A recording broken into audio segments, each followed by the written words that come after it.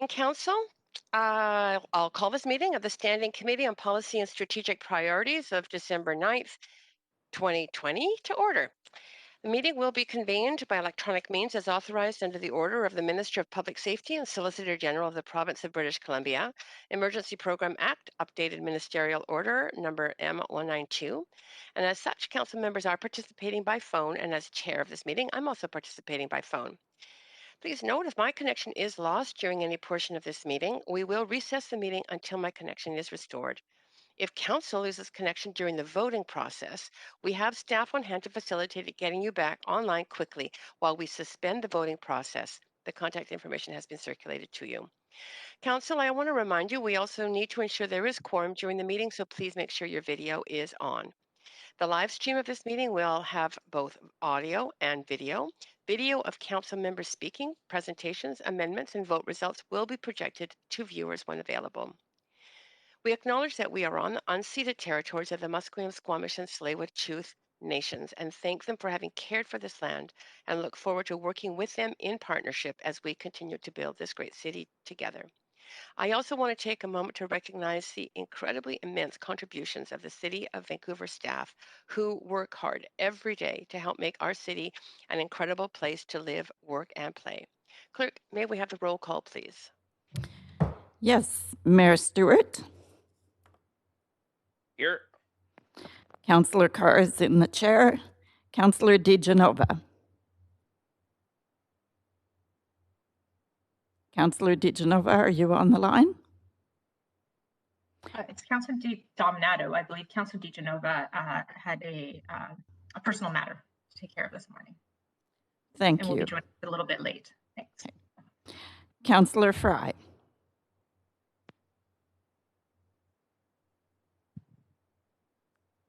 Councillor Fry.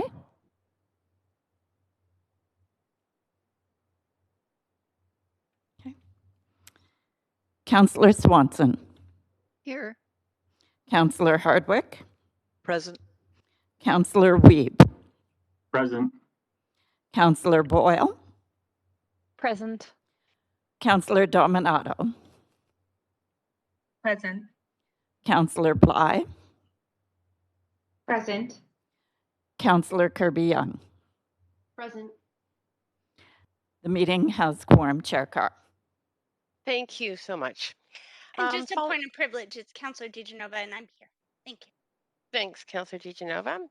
And great. Councillor Fry, we didn't hear you if you are here, so if you want to announce that you are here. I am here. Apologies. I had to go deal with the dog barking at a courier. Understood. Thank you. Okay, following the updated guidance issued on December 4th, in-person participation for local government meetings and public hearings is not permitted under the Provincial Health Officer Order on Gatherings and Events. Therefore, speakers who will be providing comments to council will be by phone, and a moderator will assist in patching the speakers through when their turn comes up. Speakers should also follow along at Twitter at Vang City Clerk for updates on the progress of the meeting so they don't miss their turn to speak. Any comments on agenda items can also be sent to council using the web form on the city's website. The link to that form will also be tweeted out at Van City Clerk. So we have 5 items of business on today's agenda. All 5 are staff reports. We will begin with consent items that have no speakers, recessing for lunch at noon, followed by in camera at 1 p.m., reconvening the standing committee at 3 p.m. Should the business not be completed today, the backup date will be confirmed prior to recessing for the evening. A reminder that when presentations are being streamed, the public live feed has a slight delay. So as chair, I am suggesting for reports that have no speakers, no presentations, or consideration items, we adopt the recommendations collectively in a single motion. There are no speakers for item 1 and 4. Does any member wish to hold any of these items for debate or questions to staff? Councillor Dominato, I will advance you. Go ahead, Councillor Dominato. Thanks, Madam Chair. It's not with respect to those items, it's with respect to items 2 and 5. I wanted to hold those for a couple of questions. 2 and 5, I believe that we have speakers for 2 and for 5, so no problem. Oh, They'll be fantastic. held.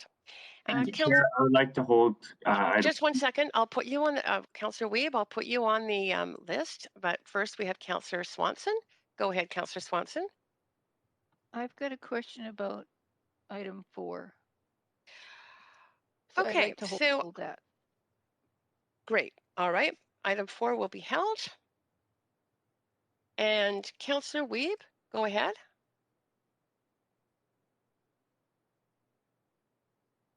Councillor Weeb, you may be on mute. Yeah, I'd like to hold item 1. Okay. Great.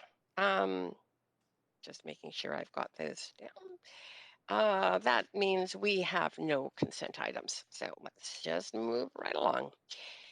Does any, we don't have any consent items, not worrying about conflict of interest at this point. So we are now going to consider the reports that have been with presentations or speakers or held for debate. And just before we move along there, I would want to remind speakers that you each have 5 minutes to make comments, should state whether you are in support or in opposition of the recommendations, and may only speak once. Council members, you have up to 3 minutes to ask questions of speakers. Speakers, as you know, are under no obligation to respond. I will also ask if speakers are residents of Vancouver, if that's not noted on the speakers list. Following the last speaker on the speakers list for each item as a pilot for the next few months, I will go over the speakers list of who were not present earlier, giving them the opportunity to speak. So the first item is a Vancouver Bird Strategy Update and Implementation. Krista Voth, who is Coordinator, Planning, Policy and Environment, Parks and Recreation, is on the line to answer questions.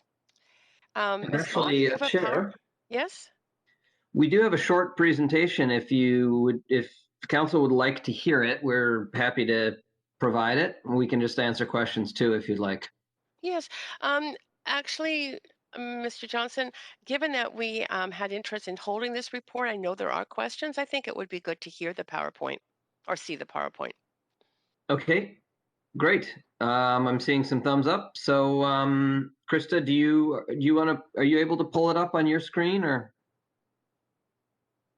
And don't forget to unmute.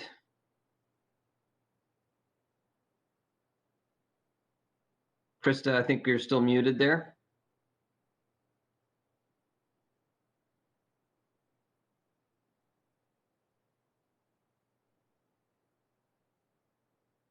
Yeah, the unmute button's at the bottom left.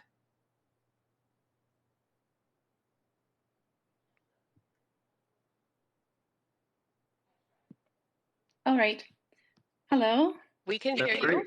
Okay, Yeah. great. And I'm just going to pull up the presentation here as well. Can you see the presentation I have? Yeah. Yes, we can. Okay, thank you. So today I'll be presenting, I'm Krista Voth, a environmental stewardship coordinator at the Vancouver Park Board, and I'll be presenting today on behalf of Ellen Duncan, environmental planner at the Park Board. And this is really a reflection of his championing birds and the bird strategy over the last 5 years and even before that. And this presentation will highlight some of those amazing contributions that Ellen Duncan has provided to the city and parks over the years.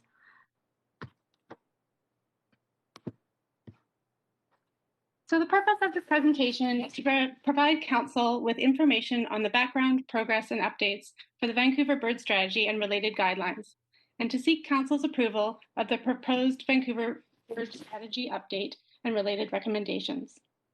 The proposed strategy and update and recommendations were presented to the Vancouver Park Board for endorsement on Monday, December 7th, who approved it on consent. This presentation will cover the background to the proposed Vancouver Bird Strategy updates, the policy context, role of the Vancouver Bird Advisory Committee, achievements from the past 5 years, purpose and benefits of the updates, and recommendations for supporting the next steps in our leadership in being a bird-friendly city. So the strategy has roots back in 2011. The celebration and protection of birds in the city started in 2011 with a proclamation by the mayor of the First World Migratory Bird Day in Vancouver, read by Commissioner Woodcock in a ceremony in Stanley Park. 2 years later, the first annual Bird Week was celebrated, and City Council and Park Board directed staff to develop a bird strategy. In 2015, that strategy was adopted by Council, and the Vancouver Bird Advisory Committee was overseen and advised on its ongoing implementation. In 2018, Vancouver hosted the prestigious International Ornithological Congress, and Anna's hummingbird was named the city bird, and Mayor proclaimed August as Vancouver's Bird Month. Last year, City and Park staff reported on the implementation progress to the Vancouver Bird Advisory Committee and applied those findings and identified gaps to the proposed bird strategy that I'll be presenting today. Together with other environmental-focused Park Board and city strategies, the Vancouver Bird Strategy has supported an increase in bird habitat and for bird safety on both public and private lands since its approval by Council in 2015. Further, in 2017, Council approved that the bird-friendly guidelines be applied as standards with a special emphasis on the Vancouver-Cambie corridor. In 2019, Council adopted recommendations to promote responsible outdoor lighting practices on public and private properties, which constitutes the outdoor lighting strategy. The Vancouver Bird Advisory Committee formed in 2012 to develop and host bird programming for the public. Their role has expanded over the years to include advising on the development and implementation of the Vancouver Bird Strategy. The committee is comprised of city staff, a councillor, park staff, and representatives from the federal government and local, provincial, and national environmental not-for-profits. Before presenting the proposed updates, I'd like to share some of the achievements and outcomes of the Vancouver Bird Strategy from the past 5 years. The bird-friendly landscape design. This is a beautiful photo of the birds on parade, and here the Musqueam Nation is leading the parade, and this is to celebrate the opening of the Ornithological Congress in 2018. The Vancouver bird-friendly landscape guidelines and the landscape operational guidelines have supported bird habitat improvements and protection on both public and private lands. On private land, city staff has seen a 98% compliance with the landscape guidelines and an increase in tree retention through the new development projects.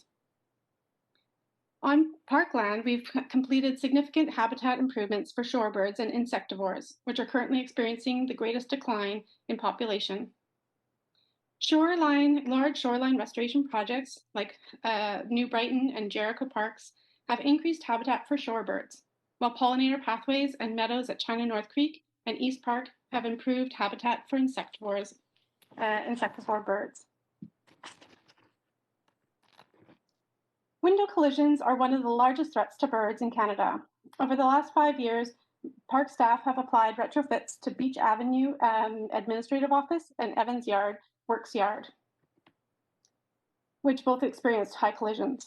Park staff have also supported community engagement and education about window collisions through participatory public art projects like the ones at Aberthal during Bird Week and walking tours, a temporary window application of the Anna's hummingbird at the city doors of City Hall, and the exhibitions at Van Dusen Garden.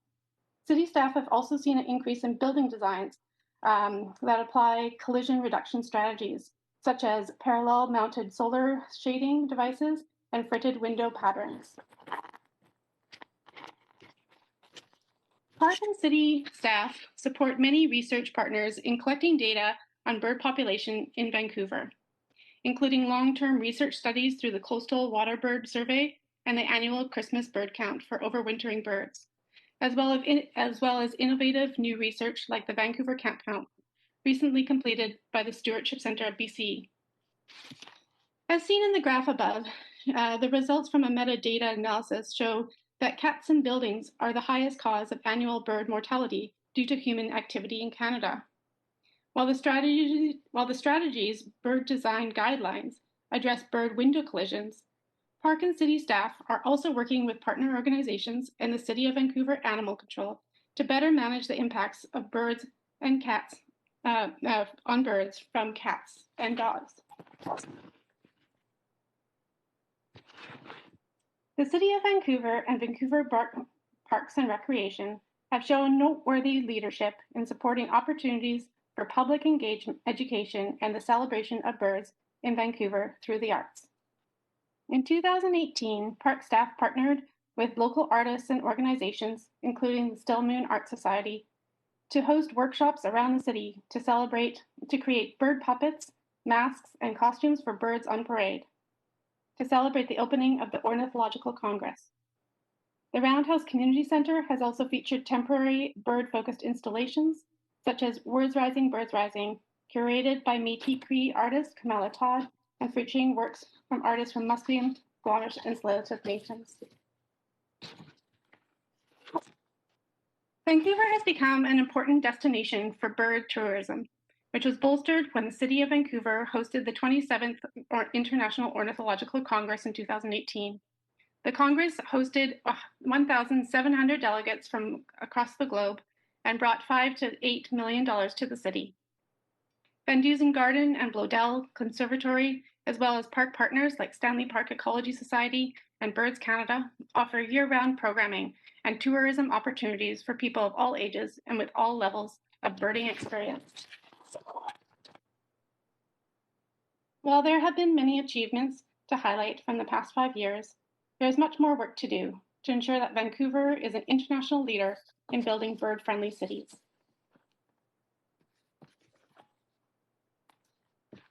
We will now present the purpose and vision for the proposed Vancouver Bird Strategy updates and related recommendations. The proposed updates to the Vancouver Bird Strategy intend to meet the following objectives: propose next steps for advancing bird protection, awareness, habitat enhancements in parks and on public and private lands, celebrate achievements from the past 5 years and address identified gaps, reflect emerging concerns and priorities, including connectivity, equity, and reconciliation. Include photos and examples from recent Vancouver projects, and remove the appendices from the bird strategy so that they can be living documents and updated as research and best management practices evolve. And those appendices are the bird-friendly building guidelines, the bird-friendly landscape guidelines, and the landscape operational guidelines. So now I'll go through the 5 recommendations. While there are many recommended actions within the strategy to pursue, Council is being asked to direct that bird-friendly landscape guidelines and the building design guidelines be reviewed by staff, including information on uptake and the use of guidelines, and in consultation with the Vancouver Bird Advisory Committee. It is recommended that staff should report back to Council within 18 months with any revisions or new regulations that may be required to align the City of Vancouver with other bird-friendly municipalities and improve building and landscape guidelines. There is also a productive overlap with the urban agriculture and outdoor lighting policies, and the bird-friendly landscape guideline, which should be explored further through the review process. While the proposed updates provide the strategic framework for supporting resident and migrating birds and their habitats, we are also seeking direction to update the bird-friendly landscape operational guidelines, which support park and city staff with practical tools and resources to implement the strategy in their day-to-day operations.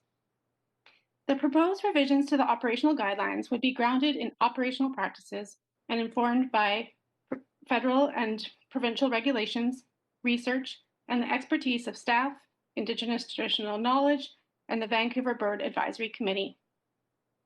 The graphics displayed above are some of the resources that have been piloted by staff this year and have already supported an increase in compliance with federal and provincial regulations for the protection of birds. There has also been a growing awareness since 2015 of the need to address concerns about the use of rodenticides and their impacts on birds, other mammals, and pets. which suffer secondary poisoning. The spate of recent fowl deaths in particular has drawn attention to the secondary poisoning of non-target animals which prey on rodents and travel up the food chain. Other municipalities, such as District of Vancouver, City of Port Moody, District of Saanich, and the City of New Westminster, have banned the use in all municipal properties. We recommend that staff report back within 8 months of currently available best management practices to reduce rodent population, including alternative rodent control solutions in and around municipal facilities that do not require anticoagulant rodenticides, and with the communication strategy to encourage the best use of best practices everywhere in the city. The 2015 Vancouver Bird Strategy included recommendations for research and monitoring, including assessing the effectiveness of the design guidelines. However, implementation has been challenging to track, and so it's recommended that the Vancouver Bird Advisory Committee, working with an interdepartmental group of staff, develop a comprehensive set of metrics so that the implementation of the bird strategy can be more fully evaluated. Reporting back every 2 years thereafter will facilitate monitoring its success and identifying any barriers or challenges to its implementation.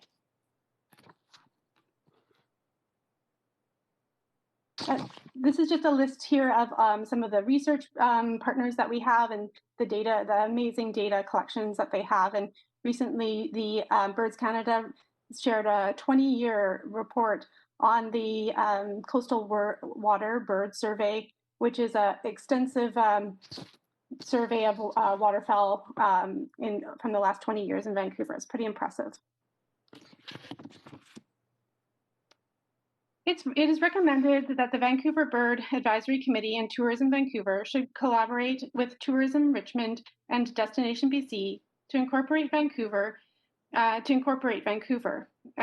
focus content in the BC Bird Trail initiative, as it means growing bird tourism in Vancouver and the region, which is one of the 5 objectives in the bird strategy.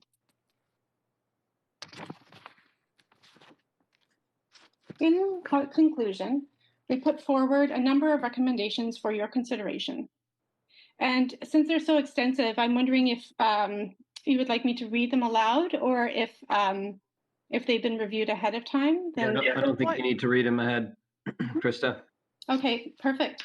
And before I conclude, the Vancouver Bird Advisory Committee asked me on behalf to thank Sadhu Johnson for his enthusiasm, support, and leadership towards bird issues in Vancouver. And to the rest of Council, who has been so supportive of creating the conditions for native birds to thrive in the City of Vancouver and across the region. Thank you all. Thank you very much, Ms. Off. Chair, can I jump in for 1 sec too? Absolutely, Mr. Johnson, go ahead. Okay, thanks. Yeah. So this is an appropriate photo perhaps to leave on. And thanks, Krista, for your presentation. As was mentioned, I've been very involved with this initiative over the last almost decade. Strangely enough, birds really can easily slip through the cracks in our organization, not falling in one silo, departmental silo. And so it really has taken kind of support from the city manager's office to bring all of the parties together. Most of them are nonprofits and other government agencies that might be engaging with each other, but might not have the opportunity to work together. And so we were able to convene all of those groups together. And many of the recommendations involve how we manage our own properties, but also how we regulate buildings, how we can partner with the school board and others. And so this has really been kind of a coordination effort. And I do need to, and Krista mentioned as well, recognize Alan Duncan. He's been a real leader in this for ever since I've been involved here at the city. And he's retired, I believe, or retiring. Krista, I think, is he retired? Today's his last day. So that's what I thought. Okay. Yeah, I didn't see him on, so I wasn't sure if he was off having a retirement party, but I really do. It's a great day for this to be coming forward. It's one of the reasons we wanted to make sure we brought it forward now, because Alan has been an incredible leader in our organization, bringing all parts of the city together. And so really just want a big shout out to him. Thank him for his leadership. Hopefully he's listening to this somewhere, and to say thanks for all that he's done for the birds. You know, when we did the bird competition, we kind of thought it would be a cute little thing to generate interest, and we were really surprised that we got over 700,000 votes for, and I think it was Anna's hummingbird that won that year. And just to see the level of interest that was generated in the community and how that kind of went viral across the country. So, you know, this has been a really great initiative, and just want to say thanks to Alan for his leadership. So thanks very much, Chair. Oh, thank you for that recognition, Mr. Johnson. That's great. So you do have questions, Ms. Voth. So if you want to just stay on the line, quite a few councillors with questions. Council, you have 5 minutes to ask questions, and we will start with you, Councillor Wiebe. Yeah, first is not a question. My first is a thank you to Sadhu. He's been a leader in this, and the Bird Advisory Committee talked to me and said that they would really want to see this brought forward before his departure, because he has led this bird strategy for so many years and has been integral for it to be as big and as open in the city, and to be able to basically have wings that it has. It's been tremendous to see that support from the highest level of staff to support this work. I think you're seeing it with the bird cams and the bird marshes, and the bird guidelines are in every report. I mean, you really see this work coming to fruition. And Sadhu's been a huge champion for that. So really want to thank Sadhu for all that work. I think it's integral. And then obviously for Alan Duncan, who retired, I think it was yesterday. Alan started with the city as a landscape architect and then moved to the Board of Parks and Recreation in 2004 as an environmental planner. He's the first recipient of the BC Society of Landscape Architects for Public Practice Award 2001. He started the Vancouver Bird Festival with many others and the parade.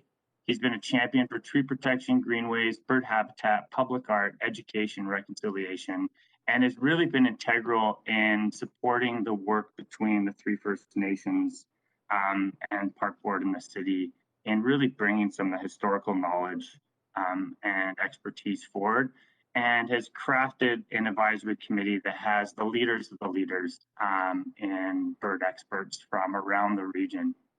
So we couldn't have a better advisory committee with the best people on it, and I think we can thank Alan and Sadhu for that. So that's my comments, and then my one question would be, I guess this would be to staff. What is the next way we can move forward to move from voluntary design guidelines to having them start to be included in the Vancouver building? Mm-hmm. And is there city staff on, like Kat Isaac or John or Jeff? So the city is being presented, the strategy is being presented today by Park Board, but it takes a team.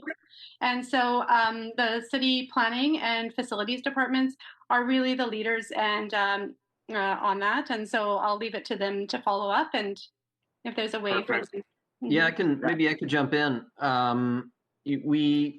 I definitely see that as a kind of the evolution of this, as you've highlighted. Like we really wanted to, in rolling it out, wanted to make sure that we were learning from the design guidelines and making sure that they were doable and were evolving. And I think the general sense is that as we learn from that, elements of it can be brought into more of a mandatory kind of framework. But right now we're recommending that they remain voluntary and people can adopt the components that work for their projects. Okay, and then I just have one follow-up question, and that is obviously the official Bird of Vancouver votes were really contentious, and it was a big vote. I'm wondering, what was the city manager's bird of choice that you voted for? Oh, I could never disclose my votes. Are you kidding? I thought now you'd be able to, but I really I'm one of those- appreciate your work, dude. Thanks a lot. You know, the crows might start attacking me when I walk down the sidewalk if I disclose that. Okay, that's it for questions, Councillor Weeb? Yeah. Yeah, thanks a I lot. did give you a little liberty in making comments, but councillors, if you want to hold any of your thank you comments to after the report is moved in your summary or concluding remarks, that would be great. Let's stick to questions as much as possible. Councillor Swanson, you're next. Yeah, thank you for the report. I just have two questions. One is about, you said cats were one of the biggest threats to birds. Are there things that people can do to mitigate that, you know, like put bells on cats, or could we have a campaign to bell your cat, or does that really make any difference? Yeah, and there's a lot of education that we're promoting with the Stewardship Center of BC as well as the SPCA. And one really cool initiative we did last year is to have a tour of catios. So they're patios for cats. It's an outdoor space, and highlighting the different innovative designs for people who have access to a patio or an outdoor space. And so that's what the one way we've been promoting, as well as the bells or different guards that a cat can wear outside, which reduces, and then keeping your cat indoors is definitely the last piece that supports that. But so that we're looking at the research that has been compiled this year from the Stewardship Center on BC on the ways cats are interacting with birds in public spaces and private spaces. And so that is data that was collected this year and has funding for further research, and that will really inform the way how we target. And it's that really the city has a lot of the jurisdiction around animal control, and so so our role is mainly awareness right now and education. Thank you for that question. Okay, and the second question is it a good idea to feed birds? And if it is, how can we, I know my co-op doesn't allow bird feeding because it encourages rats. So if it is a good idea, is there a way to do it so it doesn't encourage rats? Yeah, this is one of the things we really noticed during the review process is that good intentions, but the wrong design actually harm birds. And so we've seen this in the way that bird habitat houses are installed and then feeding and other things. So best management practices are being developed by staff for some of the ways that the public can be involved around and residents. And so hopefully that could be included too as feeding, but we're working right now on habitat boxes and how to make those safe, as well as other design features. And the best way to provide habitat and food is always through landscape design, which is something that the landscape, both the Vancouver landscape design guidelines as well as the operational landscape design guidelines support. So you wouldn't really recommend buying a bag of bird seed and putting it outside on top of a fence or something for the birds? Yeah. Unless it's done well in a way that protects the birds from predators and is appropriate for the birds. So I'd leave that to the experts. And there's a lot of great research at Cornell University and other research centers that can provide guidance on how to do bird feeders well in a backyard scenario. And the Van Dusen Garden also has some information on how to do it well so that you're actually providing the right food for the right bird and not creating a opportunity for predators to prey.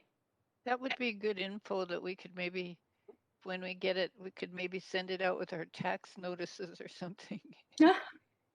Yeah, there's. Thank you. Thank you. I'm done. Mm-hmm.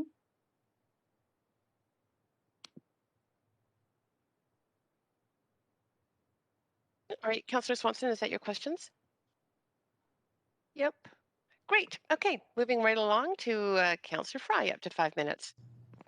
Well, I just first want to acknowledge and appreciate the work here. I mean, this is really, really fantastic. It's always great to see what such joy that birds and observing wildlife in the urban environment bring to folk, and obviously birds are a big part of that.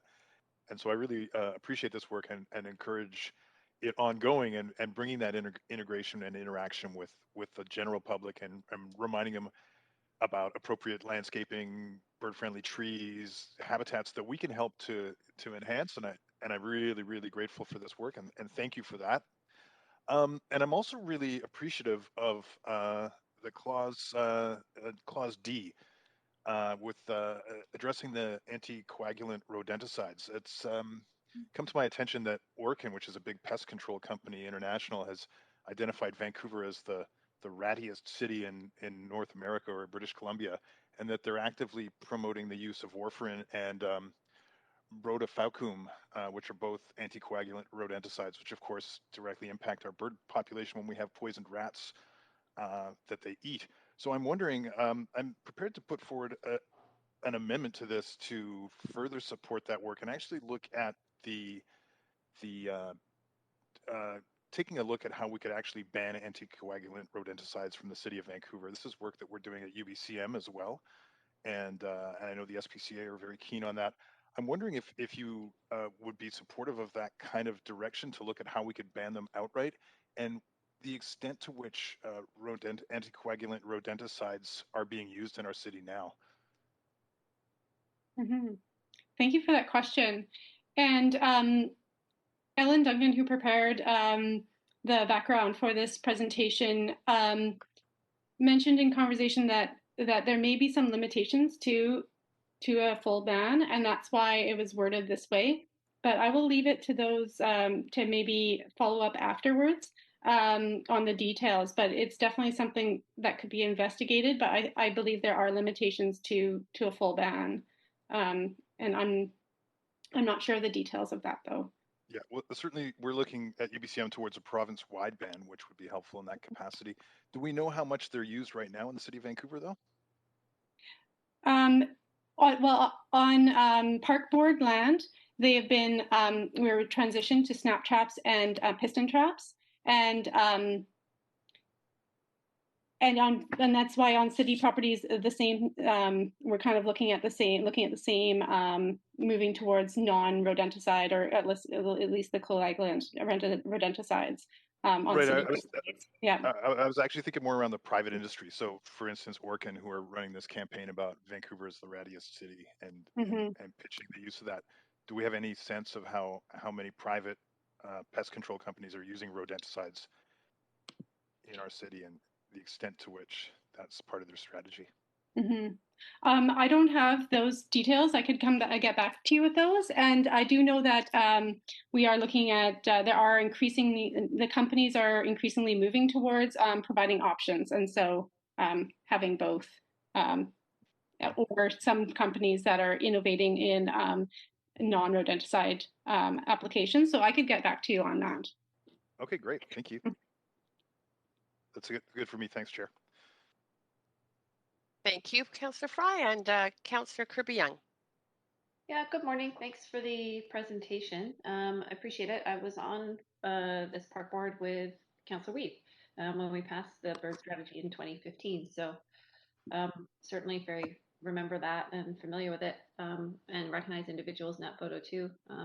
Do appreciate the work from Tourism Vancouver. Also note that one of the other individuals in that photo, Mr. Paul Santz, is sadly one of the dozens and dozens of staff that got laid off from Tourism Vancouver because of the pandemic. And so that's probably noting the very real impact that that's having, and also really appreciated how enthusiastic Mr. Duncan was when he presented this work at Park Board. My question that I have really centers on the recommendation with respect to reviewing doing a consultation of design and development industry and looking at existing and new regulations.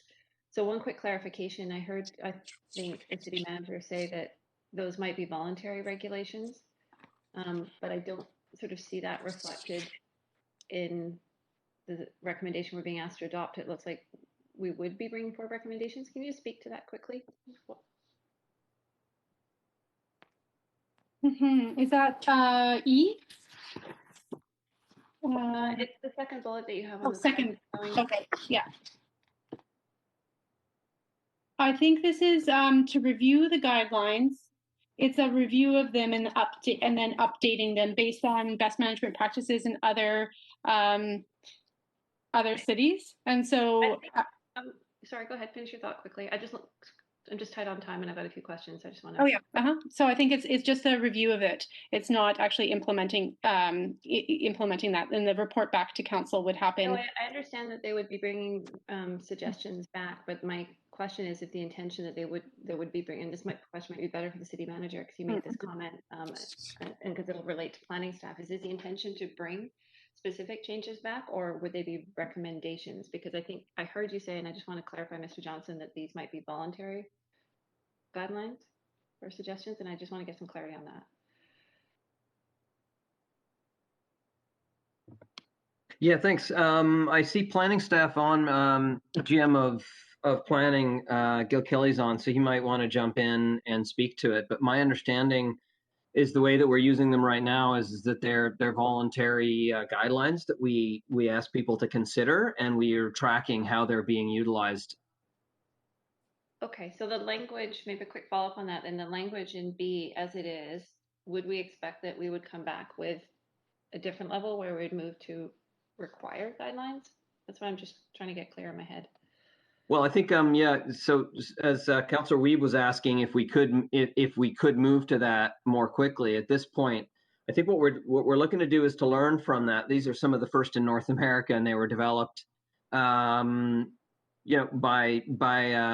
here in Vancouver for Vancouver usage, and so we're tracking them. So at this point, I think that's something that we aren't doing, but that could be done in the future. It's not currently a part of this recommendation.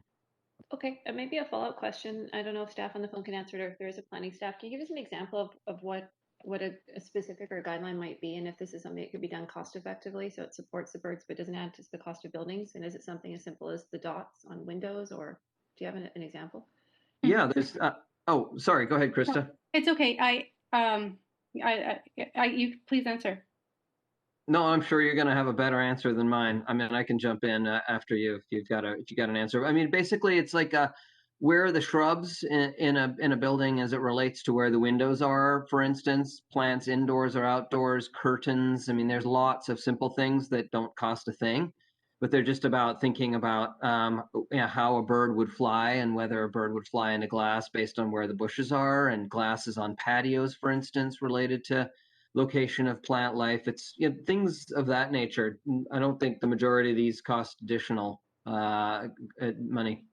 Okay, that's great. I think that helps to kind of make it kind of real for people and sort of those specific examples. So I really appreciate that. And the other question I have just relates to recommendation F, and I know Tours Vancouver was an active participant. Have the conversations with them been recent? Are they still committed to that? Do they have the bandwidth with their depleted ranks to support this? I think that's where kind of connecting to the BC Bird Trail is one of ways to reconnect because of the limited capacity that they've had in other in the recent years. This is a way to revitalize that relationship through a program that is existing and with other municipalities. So I think it's a great way to pick up that relationship. Okay, thank you. Oh, and that's it for your time, Councillor Kirby-Yung. And going ahead with Councillor Dompanato, up to 5. Good morning. Thank you. And yeah, thanks for the presentation and the report. I was feeling really soothed this morning as I was reading like the first paragraph of your report of birds bring Vancouver to life with their songs in flight. It was very soothing this morning, so thank you. I had a couple of questions around specifically the metrics. It was clear from your recommendations about the intention to be developing further metrics and reporting back on that. Would you say, is that informed by the fact that with the previous strategy, it was challenging in terms around the metrics and being able to evaluate impact? Yeah. Fair understanding of the report?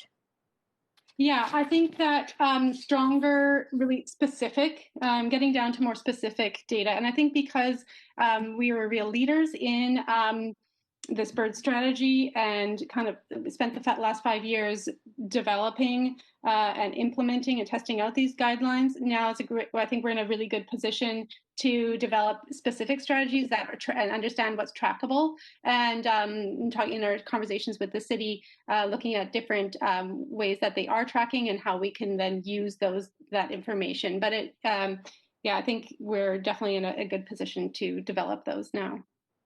Yeah, it's great. Big fan of metrics because it's great to set goals and objectives, but to see sort of how that's evolving and the impact you're having. My other two questions just around in terms of biodiversity and habitat. I imagine this is integrated with all of our parks management and any kind of work in parks, but also any new parks that are being developed that we're considering that habitat for birds and what makes sense. I know some work done around New Brighton, but I'm just curious if you could expand on that. Mm-hmm. So part of it is the day-to-day operations around improving opportunities through reduced mowing and providing meadows and habitat areas. So that is a very low-cost way of improving bird habitat. And we had a pilot project this summer, which we had data collected by UBC and staff, and there's an increase in insects, which then supported increased swallow activity in parks and nesting, which has been a really exciting thing to see because of the decline in insectivore population birds in particular. And so that's one way. And then the other way is through habitat restoration, including the shoreline restoration project at New Brighton and smaller scale projects across the whole city. And each year we with volunteers and operations staff, plant over 6,000 native species that could support a diverse range of bird species in parks, as well as the urban forest is an extremely important part. And this year we just celebrated the 150th tree being planted at New Brighton Park. And those trees are a critical part of bird habitat on both public and private land. That's great. Yeah, I'm really excited too about the work that'll take place with the Iona, with the treatment plant replacement as well. So there's a lot of work that'll be done with Metro around revitalization there. My last question is just around on the subject. You talked about the context of education being a part of the strategy, and I'm curious if you've engaged with the Vancouver School Board in any way on opportunities to sort of build education within, obviously not getting into curriculum, that's within the provincial jurisdiction, but opportunities to engage students in some of this work, any kind of cross-pollination. So if you could speak to that. Yeah, thank you. And so we've partnered both with the Vancouver School Board and with the Vancouver Public Library, especially in the early years. And I think this update of the strategy will revitalize us connecting again with those two different partners. And one of the strongest ways that we've been connecting with the school board is through our park partners. So the Vancouver Park Partners that run programming related to birds, Stanley Park Ecology Society and Still Moon Art Society, and provide programming to schools. And so by supporting them to do that work, it is community-based initiatives, and we support those quite strongly. And so it's kind of in an indirect way right now. Thank you. Great, thank you.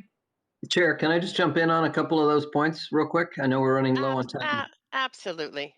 Oh, thanks. Yeah, just wanted to say, I mean, I think Councilor Dominato, you're hitting on the key point, which is partnerships, because ultimately, like you were talking about with Iona, but also with the schools, like so much land is managed by partners, and so the success of the whole bird strategy has been those types of partnerships. Like working with River District, they're doing a major development along the river. And it was an amazing opportunity to partner with them. They really saw a benefit to this.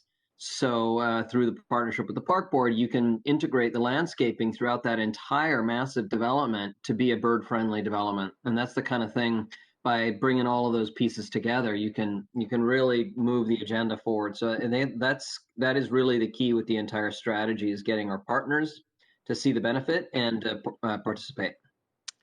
Yeah, it was Thanks. fantastic, and I really appreciate that. And like Councillor Weeb, thank you, Sadhu, for your being a champion of this, because I actually think it's really critical to kind of quality of life in terms of urban living. So I appreciate that. Thank you. Great. Thanks, Councillor Dominato. Next on to you, Councillor DiGenova. You may be muted. Councillor DiGenova? Madam Clerk, is Councillor DiGenova? Yes. Oh, great. Can you Okay. hear me? Yes, I now just we had to can. tell Yep, go ahead. Go ahead, up to 5. May I just point of privilege first, Chair Carr? Yeah. Yes, go I'll ahead. let you know that before you start my time, just on a point of privilege, I've just called in some meeting because the meeting not only ended, but my computer randomly restarted.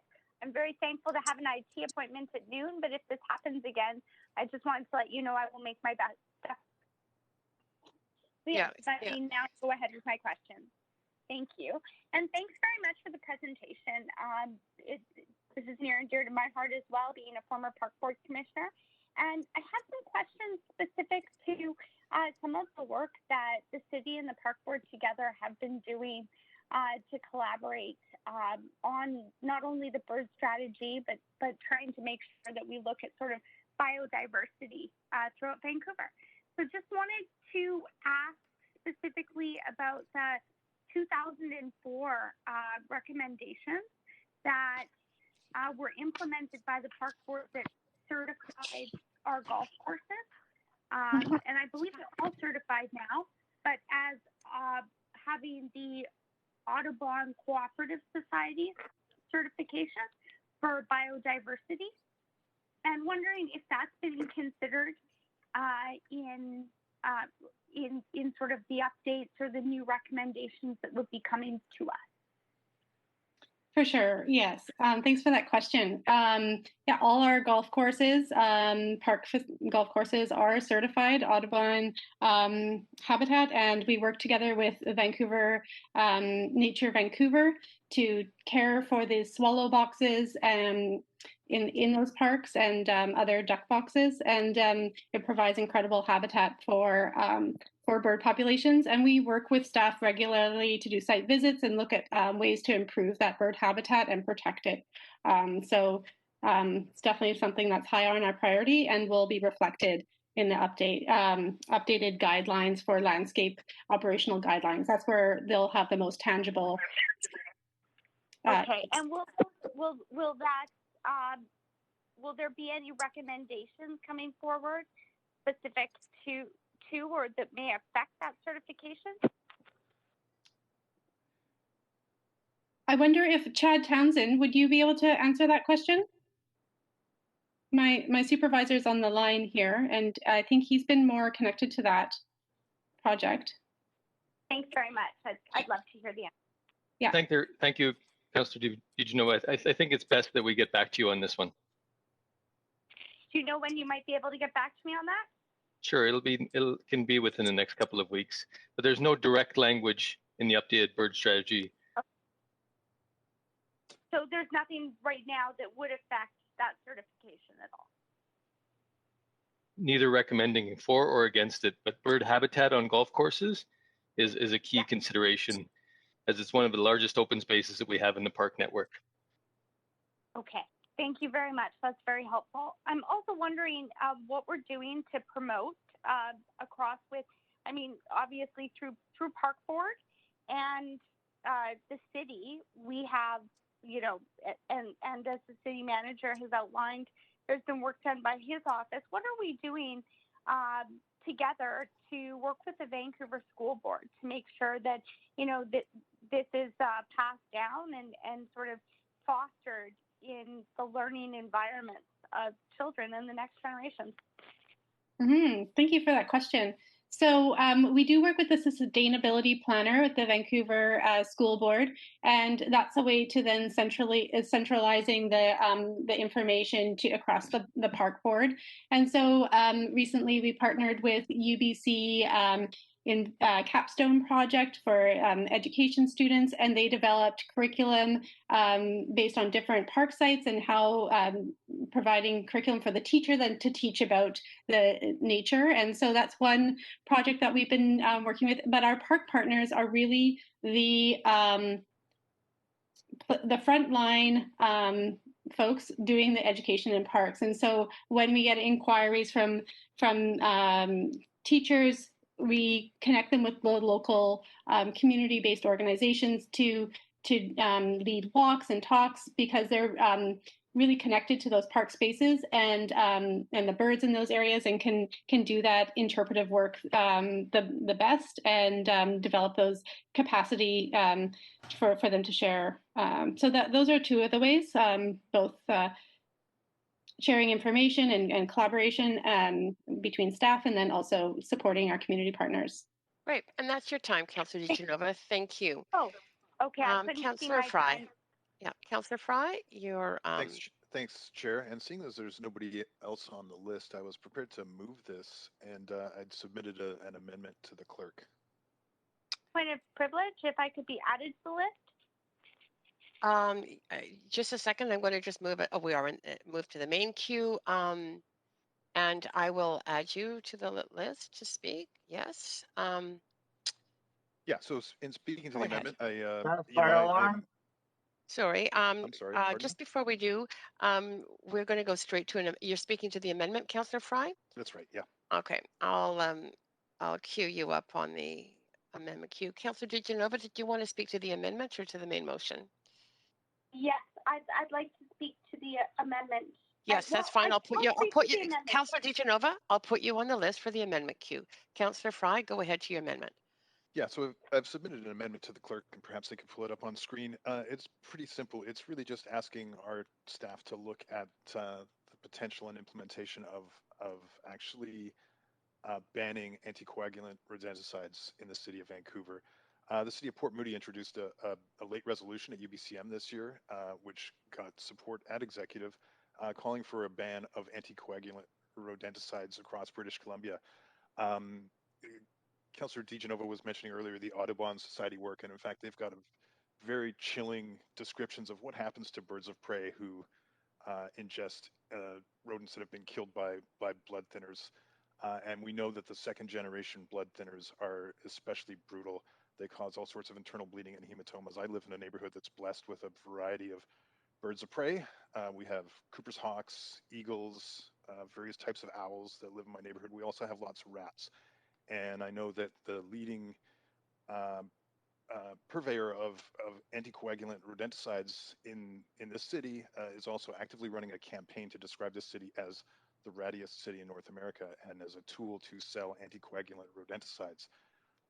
So I would hope that we can support looking at, I know that some excellent work has been done by my colleague, Commissioner McKinnon at Park Board, pushing for a ban of anticoagulant rodenticides at park facilities and by park usage. So it certainly is possible. Audubon Society describes a number of alternatives to these kind of rodenticides that lead to excruciating deaths and stillbirths for birds of prey.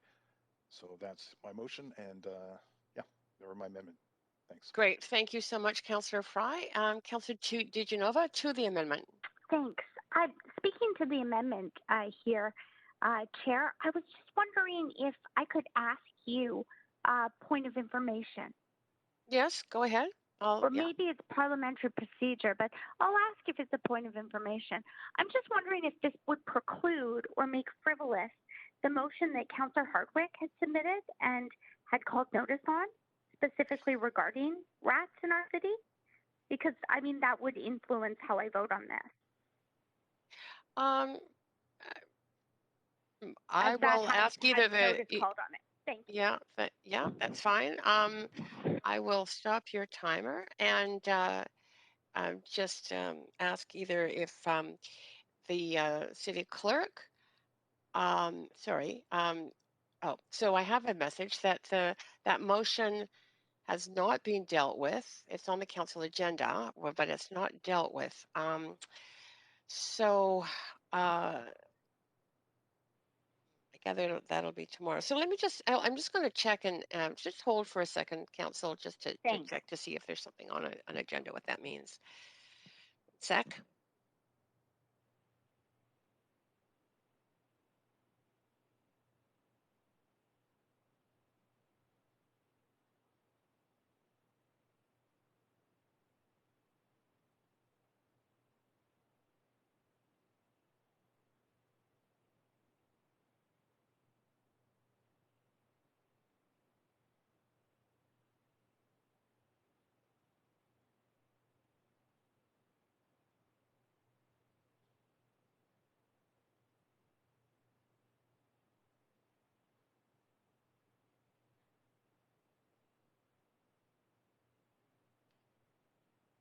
Okay, DeGenova, I do have an answer.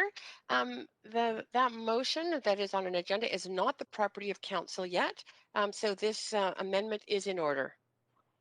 Okay, and may I ask, Chair, if I could actually ask a point of information Yeah. through you to the mover of the amendment, as has been done in past?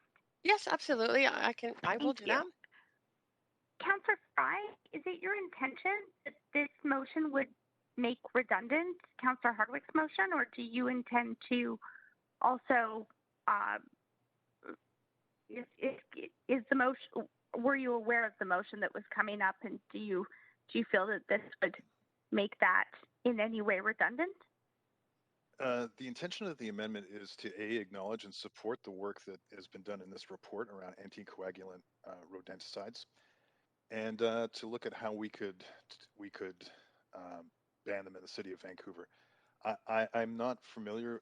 Councillor Hardwick's motion is not on the docket, so I don't know but if it does specifically call for the use of anticoagulant rodenticides, then yes, I guess my intention is to say no to that specifically. Okay. The use of anticoagulant rodenticides that kill birds. I'm not sure exactly if the topics are the same or different. I just explained it to you. This is not Councillor DeGenova. This is not Councillor DeGenova. This is not a debate. You've had your point of information, so my comments, am I not? You can make comments, but not to Councillor Fry. My apologies. I wasn't debating it. I said thank you, Chair. But I'm so sorry. Maybe I should call for a recess. I'm trying my best to move the meeting along. No, actually, we're just being on the phone here. But if you'd like, I'll restart my computer again. No, that's fine. You've got 3 minutes left. Go ahead, Councillor DeGenova. I just want. Okay. Is it all right to thank Councillor Fry for answering my question, or is that do you consider that debate, Chair? Okay. I'm just trying to make sure that I'm being respectful. So thank you very much, Councillor Fry, for answering my question, and I will be supporting the amendment. I was trying to say that before. That's all from me. Okay, thanks, Councillor DeGenova. Councillor Hardwick, over to you for this is on the amendment, up to 5 minutes. Thank you. I appreciate and support the amendment by Councillor Fry. Yes, I had put in a motion on notice called Eliminating Rats in the City of Vancouver, which I delayed putting on the upcoming docket in consideration of the very heavy agendas that we've had, and thought it best to put it off until the new year, although I have received staff comments back that have been circulated to council. Just wanted to clarify that point. Nothing territorial here. There's an issue with respect to rats in the city. We are the rattiest city in Canada. And so I support Councillor Fry's amendment here. I don't see it as any way contradictory to the work that I was trying to bring forward, just for the record. Great. Thanks, Councillor Hardwick. Council, I see no one else on the list. So, Madam Clerk, I wonder if you could take us to a vote, please, on this amendment.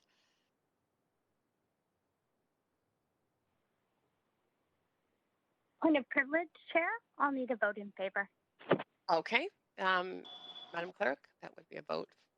Point of privilege, Mayor.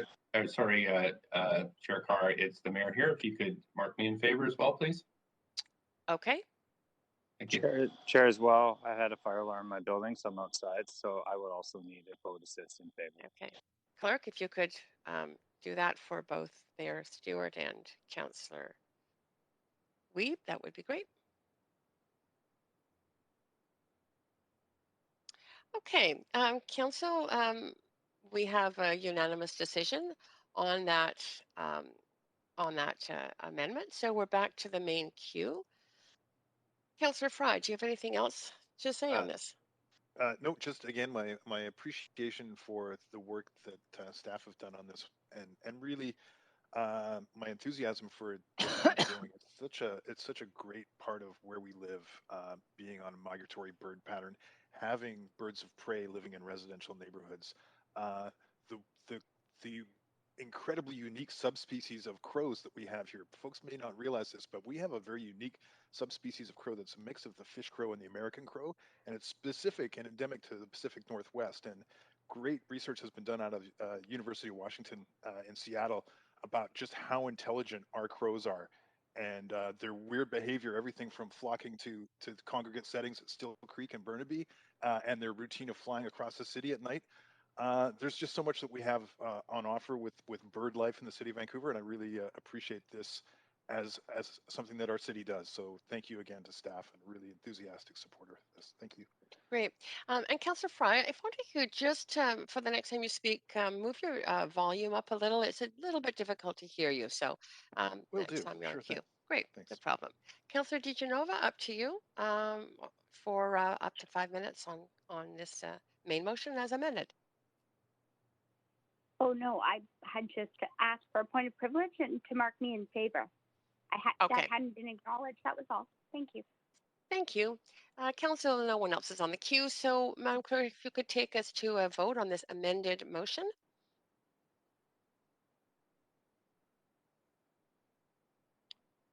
Point of privilege, Chair, if I could be marked in favor, thank you. It's the mayor here. Yeah, I recognize you, Mr. Mayor. Yes, staff, if you could do that. Point of privilege as well. I'll be need to mark in favor as well. Councillor Weeb. Great, thank you. Madam Clerk, if you could assist Councillor Weeb. Councillor DiGenova, are you good on your vote? You're not yet voted? I cannot vote. That's why I asked for a point of privilege to mark me in favor. I don't know why I'd be on the queue. My computer is still restarting, actually. Well, good. I'm glad that's happening. Great. And Councillor Kirby-Yung, do you need a vote assist? Yeah, and that is a unanimous unanimous decision. Council, that is great.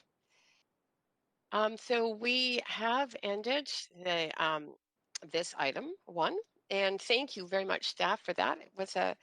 It was, I have to say, super interesting to not be thinking about the budget and thinking about birds. So, and I can tell by all the questions from staff, from councillors that they too were very engaged. So we are now on to item 2, single-use items. New date for enforcing shopping bag and beverage cup bylaws due to COVID-19 pandemic. Staff from engineering, development, and buildings and licensing are on the line to answer any of your questions. Mr. Leclerc, I believe you do also have a PowerPoint. Is that true?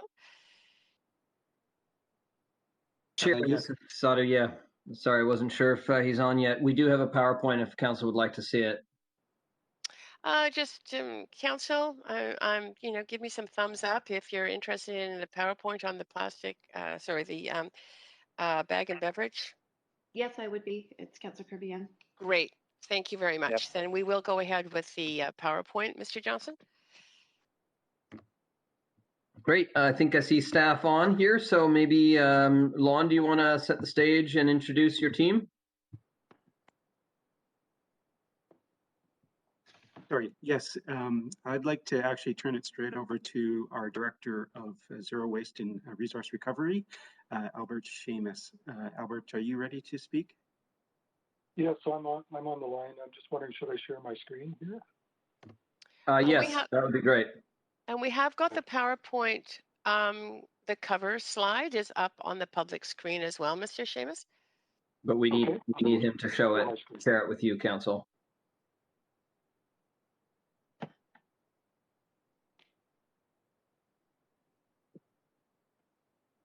Okay, I'll go to the start. Can everybody see this okay? Yeah, looks good. Yeah, that's fine. So, Mayor and the Council, thank you for the opportunity to speak today. This is providing an update on the single-use item enforcement process for shopping bags and beverage cups bylaws that are due to come into effect in January of 2021. So I'll just cover the status of all of the single-use item bylaws, what we've done through COVID-19 to support the businesses, what feedback we've had from the business community around the bylaws, what our recommendation is, kind of a rationale, and what the enforcement approach would be, including some next steps around education and outreach. Yeah, just Mr. Chambers, I wonder if you could just adjust your volume to increase it a bit, if that's possible, or you're just a bit faint. Okay, I will try here. Is Thank that you. better? It's good if you speak. I can't tell when you're not speaking. Okay, we'll try this. I'll move the microphone a little closer. Is that better? Yes, that is. Thank you. Okay. So as a review, the bylaw status of all of the single-use item bylaws is as follows. So January 1st of 2020, the bylaw on foam cups and foam takeout containers came into effect. Plastic straws in April of 2020, along with disposable utensils. And the disposable cup bylaw and shopping bag bylaws are scheduled to come into effect January 1st of 2021.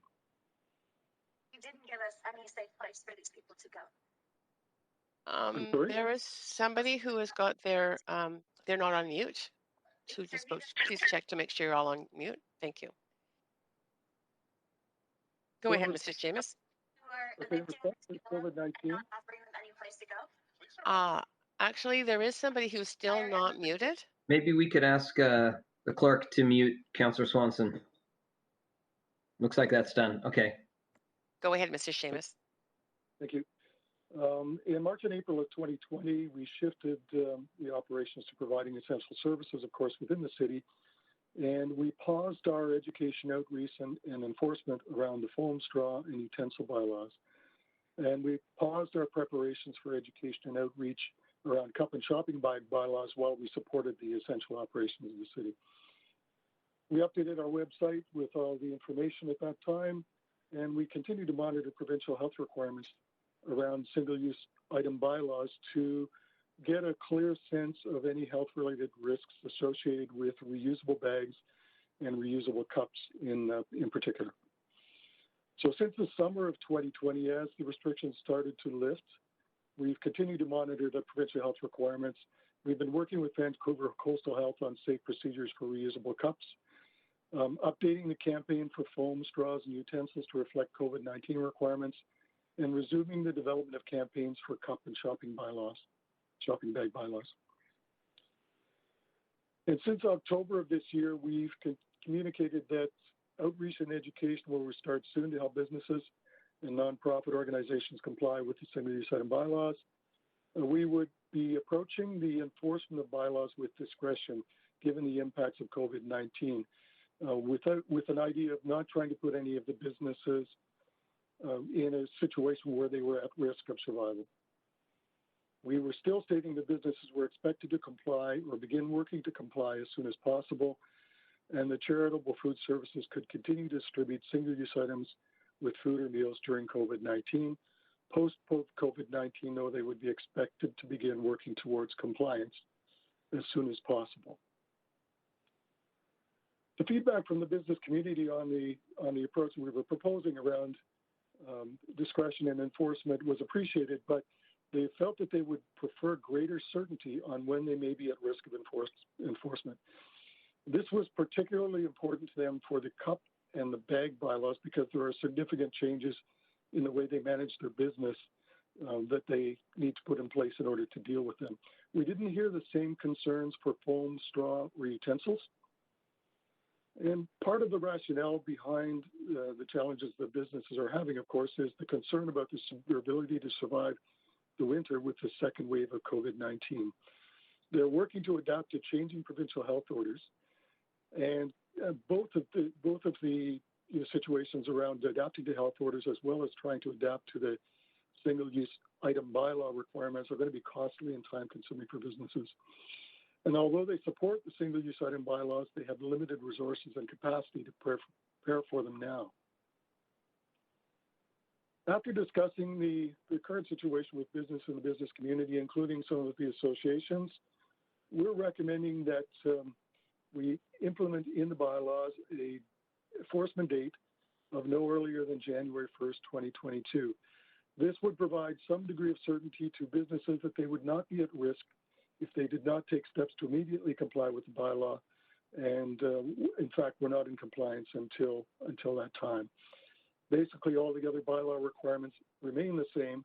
It would mean, though, that they wouldn't come into effect essentially until enforcement begins in January of 2022. By taking this step, we're supporting businesses to allow them to focus on responding to the pandemic, gives them some certainty on when enforcement begins, gives them an additional year to comply with these bylaws, and allows more time for city to work with the businesses and help them be well positioned for compliance. With the situation, particularly for a number of small businesses in the city where they are concerned about their actual ability to survive the pandemic, we feel that these steps are appropriate to support them during these unprecedented times. So if approved by council, enforcement would begin in January of 2022. We would continue with our actions around education and support. And of course, escalating enforcement will always be reserved for cases of deliberate, harmful non-compliance after all education outreach efforts have been exhausted. Our approach is always to try and support businesses prior to enforcing and issuing tickets or bylaw violations. So as I said, we will continue with our education outreach for all the bylaws. We'll launch a campaign for the businesses that builds awareness of all of the single-use item bylaws, the new enforcement date for cups and shopping bag bylaws, some cleaning and safety protocols for reusable cups and shopping bags, focusing on the desired behavior change, which is to move to more reusable and less single-use items, and again, reinforce our commitment to reducing plastic waste and single-use items. And so that's the presentation. Happy to take any questions. Great. And you do have questions, starting with Councillor Dominato. Oh, sorry, Councillor. Go ahead. Thanks, Madam Chair. Yeah, thank you. And thank you for the presentation. And I really appreciate that this is coming forward in the context of kind of COVID recovery and recognizing the impact that COVID's had on the small businesses and retail and commercial areas. I'm just curious, I think I'm clear in the recommendation in terms of delaying the enforcement aspect of this to the following year to 2022, but going forward with the enactment of the bylaws.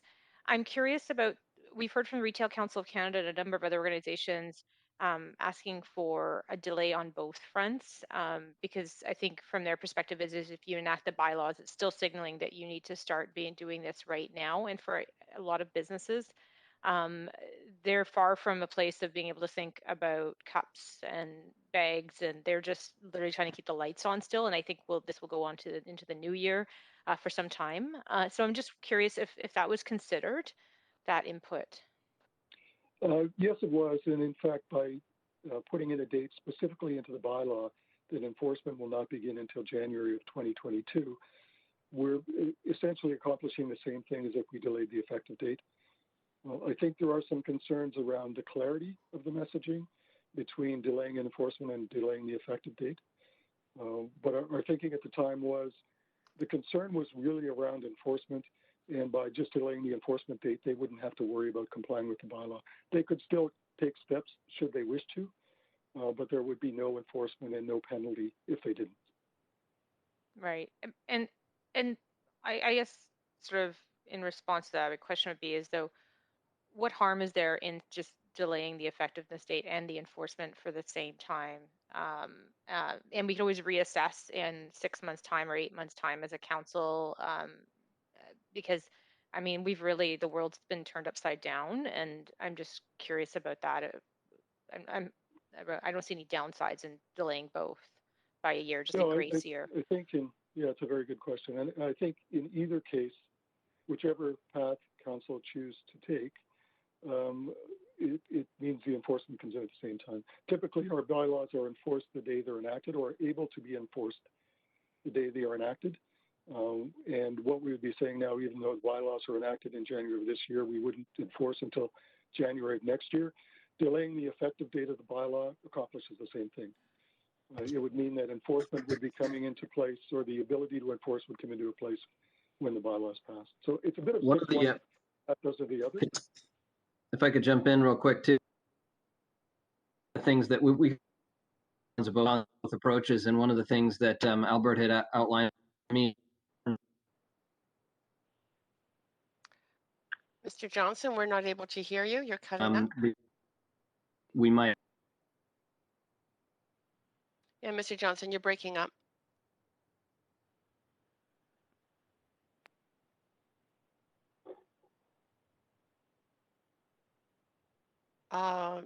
Perhaps, Madam Clerk, you can work with our city manager to see if we can get him going. And otherwise, Mr. Seamus, I think you should just continue with the question and answers.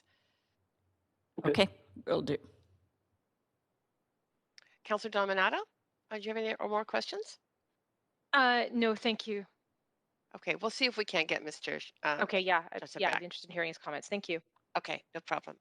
Councillor Wiebe, go ahead for up to 5 minutes with questions. Point of privilege, Madam Chair. Yes. I was on the queue after Councillor Dominato. I don't know if, and I see names that weren't. I don't know if there's been an issue with the queue. Yes, actually, my apologies. I should have asked who the second counselor was. I realized there were 2 names, but I was just those names came up as I was moving from the main queue back to a question queue. My apologies, Councillor Kirby-Yung and Councillor Kirby-Yung. Why don't you just go ahead? And Councillor Carr is also on the queue. Just wanted to know. Yes, you are on the queue. Madam Clerk, if you could put Councillor Kirby-Yung in the right order on this queue so we can set a timer for her, that would be great. Terrific. May I go now? Just waiting till I get you to the top of the queue to start your timer. Thanks. Okay. Yeah, Councillor Kirby-Yung, you can go ahead. Thank you. Perfect. Thank you.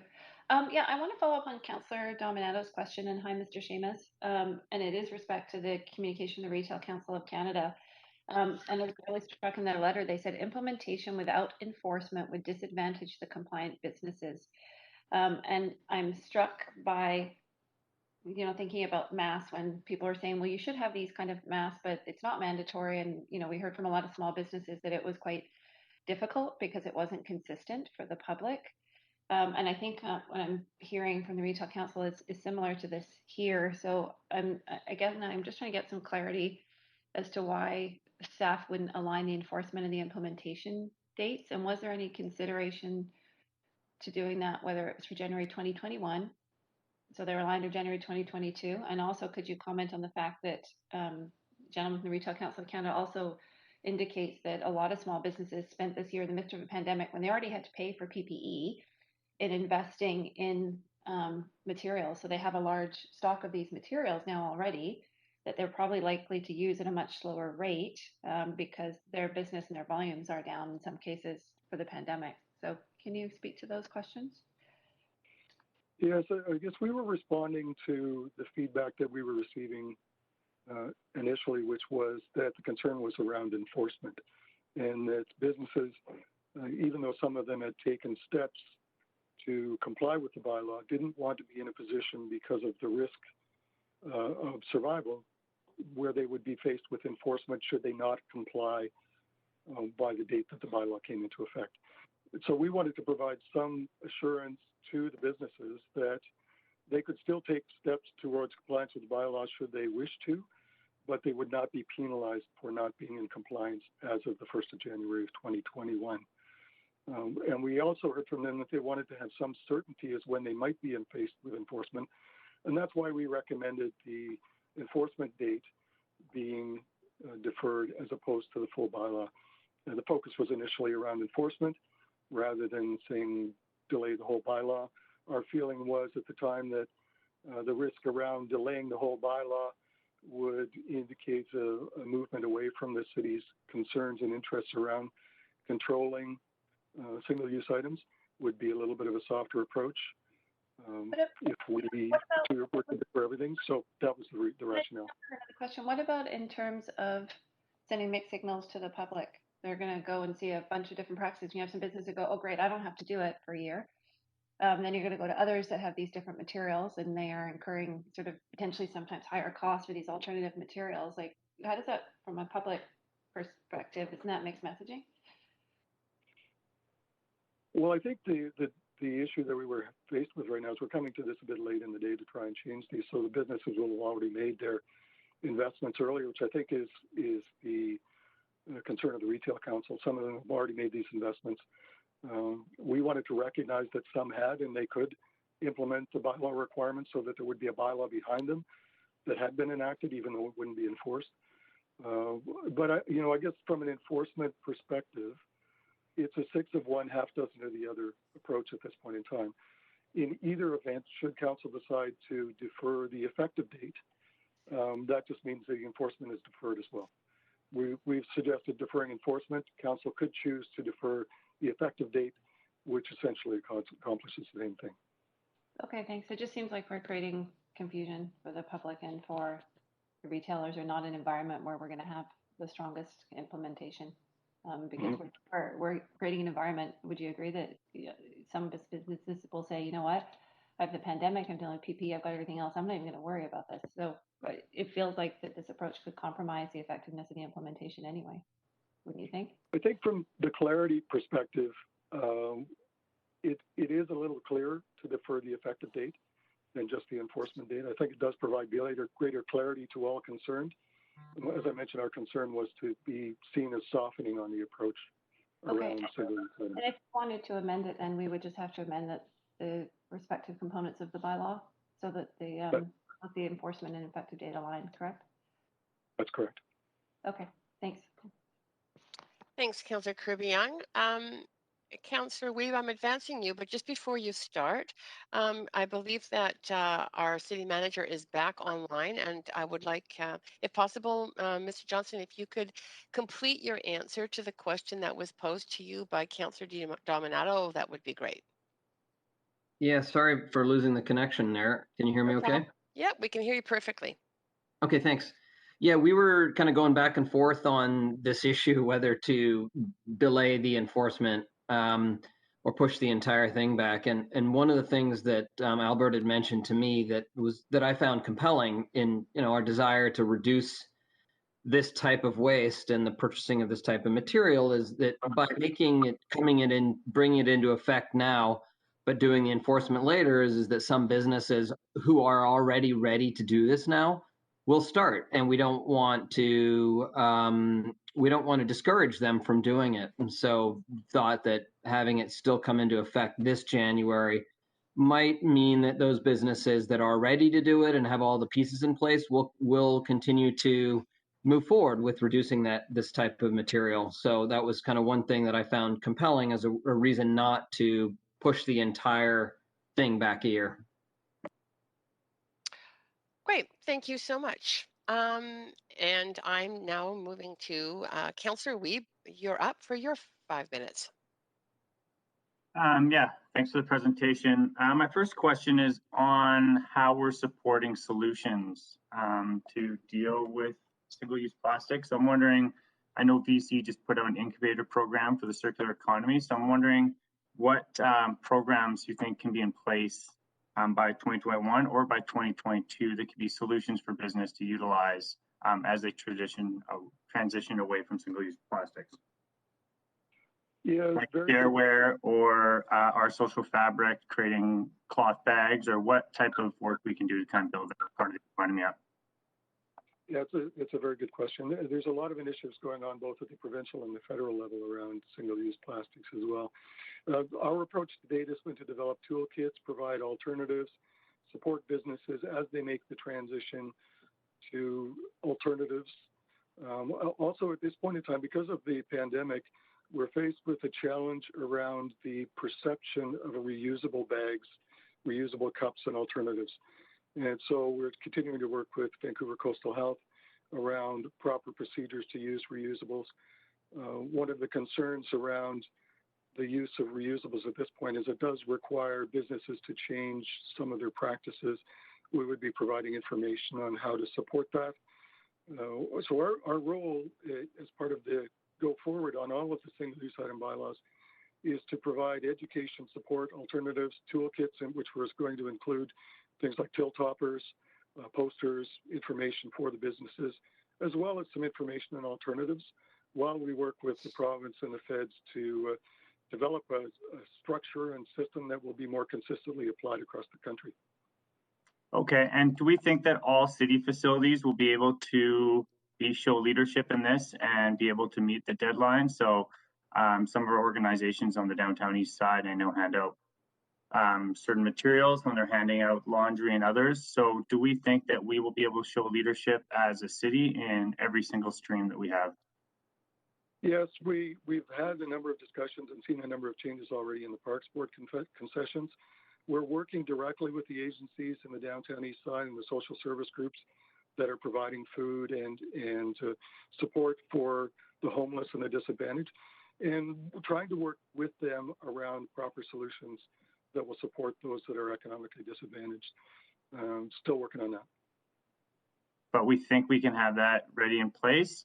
And then can you just talk about the messaging? Like, I don't mind the messaging that you're telling a business that we're going to start the bylaw, but it'll be a year of a transition phase, because I know that for a lot of business owners, having that transition phase feels like you're not getting pressed or pushed, and gives you time to adapt your business or run out of the materials you do have. So can you talk about what the communications will be on that transition phase and how we kind of promote that, recognizing that if I do have 100 bags, it's okay if I use them up through January and February, and that even though I'm not breaking the bylaw, can we talk about the communication for that?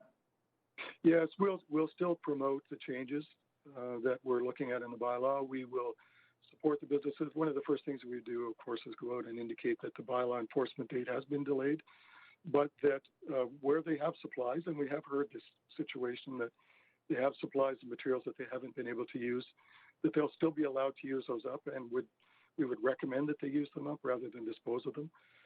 So we'll continue to provide that education, that support, that communication to the businesses. We've got quite a list of businesses that we communicate with directly, as well as through the associations. So, we would work with them all to make sure the messaging is clear and that they are supported. Okay, and just to follow up to my earlier question, what is the communication been with VEC on really supporting the solution-based ideas to this, so that a small business owner has an opportunity to have a cup share company come in and it won't cost them more because it's the 25 cents. So, I mean, that's what we want to make sure happens, that businesses have the opportunity to have an easy solution ready to go that is really delivering on our key mandate here. So what is that communication going, and how can we ensure that it's going to be kind of intensified and prioritized over the next couple of months? I'm not sure, did you ask about VEC at the beginning of your question? Yeah, well, I know VC is supporting these companies, but how can we ensure that there's solutions? Because one of the things is it's great to put a penalty on one side, but as a small business owner, I know that when you do an organics ban, if you don't have the organics company that has the right organizational capacity to work with you, it's really frustrating, and it actually makes things worse. So Yeah, and what I'm that's your hoping here time. is an implementation plan is a way that we can support businesses to ensure there's a solution. That's your time, Councillor Wiebe. Yeah. Should I answer the question, Oh, Madam Chair? I can do it very quickly. if you could do it very quickly, Mr. Seamus. Yeah. Some of the larger retailers are already considering, or the larger food service organizations are already considering reusable cups. We've been approached by a couple of organizations, including Oncorp, to be involved in pilot projects and opportunities to develop cup share programs. So we'll continue to work on that. Great. Thank you very much. Councillor DiGenova, you're up next. Thanks so much. I'm just wondering, Mr. Seamus, or through the chair, I suppose, if I could ask, sort of, we're in this time of the pandemic. Yes, we're expecting there will be a vaccine, but we're not exactly sure when we'll be in a situation, or if things will get worse first. And I know that there were times that, I had residents in the city sending me notes, but I also experienced it myself on grocery shopping for my family, that you could not bring your own reusable bags to some stores, that in fact it was a part of their COVID safety protocol. So I'm just hoping that you might be able to share where that kind of may come from, if if we're considering sort of in moving forward here, you know, penalizing, uh, residents right now or imposing a charge as there is right now. But if we're moving forward with a date without the certainty that we have now, is is is that fair? Also with plastic straws, I suppose I know that that's already been implemented, but um, myself and Councillor Boyle, I know, had opposed that, and I've heard from people with disabilities who have found it a struggle because they're, you know, the Starbucks doesn't have any left or doesn't have enough and isn't ordering them because of the ban, even though they are supposed to have some on hand. So I'm just wondering, how do we reconcile that with the time of pandemic and where we are now? Yeah, and just to remind all of council, you don't have to ask questions through me.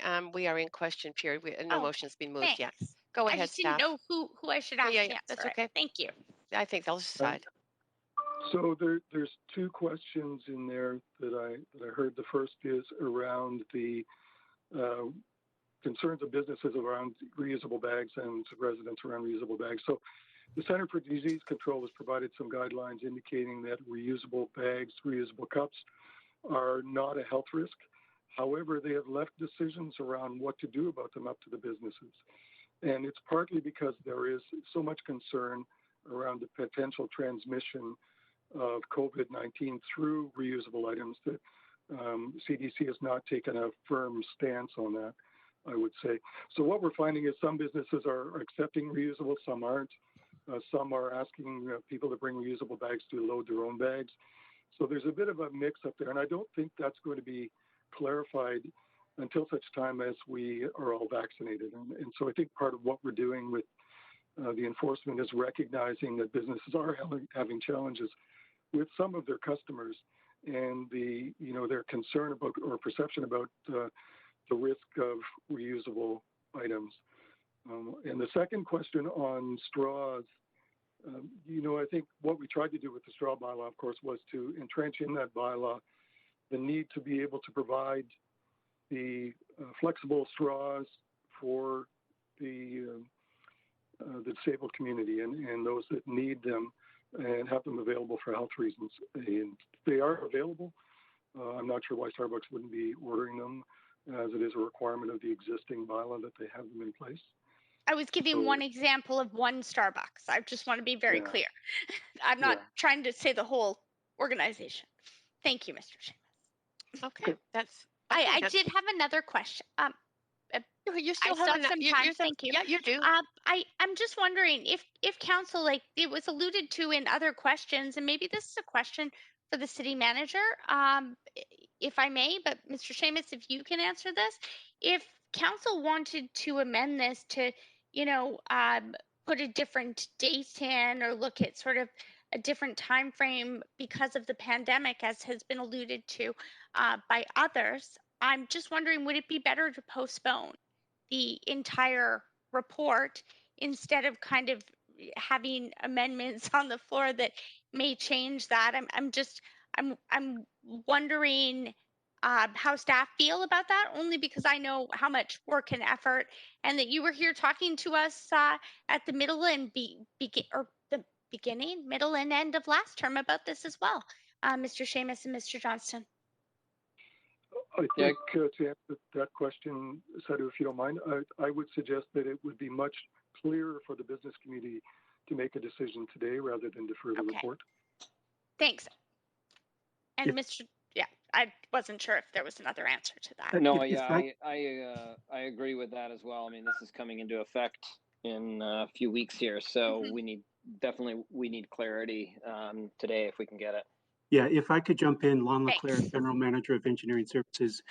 There's a number of, as Albert mentioned, there's a number of implementation dates that have happened, and the city has taken an approach which is supporting the businesses where we've held off on enforcement on a number of issues. And this is another one which automatically, in the absence of taking any action today, this would come into effect on January 1st. And we could go with an informal process that we have been doing, which is to not enforce, but the businesses are looking for some more certainty and clarity, and we're trying to provide that to you, which is why we scrambled to write this report in advance of the implementation date. And Thanks. that's your time, Thanks Councillor very much. DeGenova. Great. Councillor you. Kirby Young. Councillor Kirby Young, you may be muted. Sorry, I have a double mute. Sorry about that. No problem. I want to follow up on Councillor Weed's question, and it was really with respect to sort of cups, and I'm just trying to get a sense of the practicality a bit more of the availability of alternatives in terms of sourcing and supply and cost, and specifically with respect to cups, because that's such a huge part of this, right? With takeaway coffee, and people, I think even more so now because people are not really lingering in coffee shops and that as much as they used to. So can you expand on that a bit for me? Sure. The issue with cups really is not so much supply of cups, it's the fact that they would have to change their business processes to start charging for the cups. And so there wasn't a specific requirement around a particular type of cup. It was more the changes in business practices for the businesses to start the charge process or the charge for the cups, and then the potential impact on their business and their customers associated with that. There is a requirement for recyclable content in paper bags, and there has been quite a problem with sourcing those products at this point in time.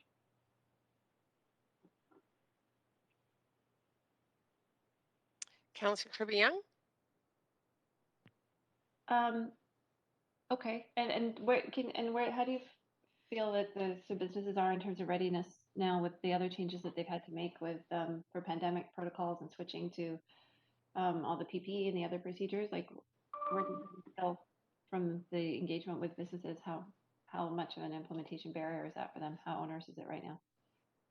I think what we've heard is that they're really struggling just with complying with the requirements for the pandemic, and this is just one more thing that's loaded on top of them that puts them at greater risk. Okay, thanks. I will leave it there. Okay, thanks, Councillor Kirby Young. And on to you, Councillor Dominato.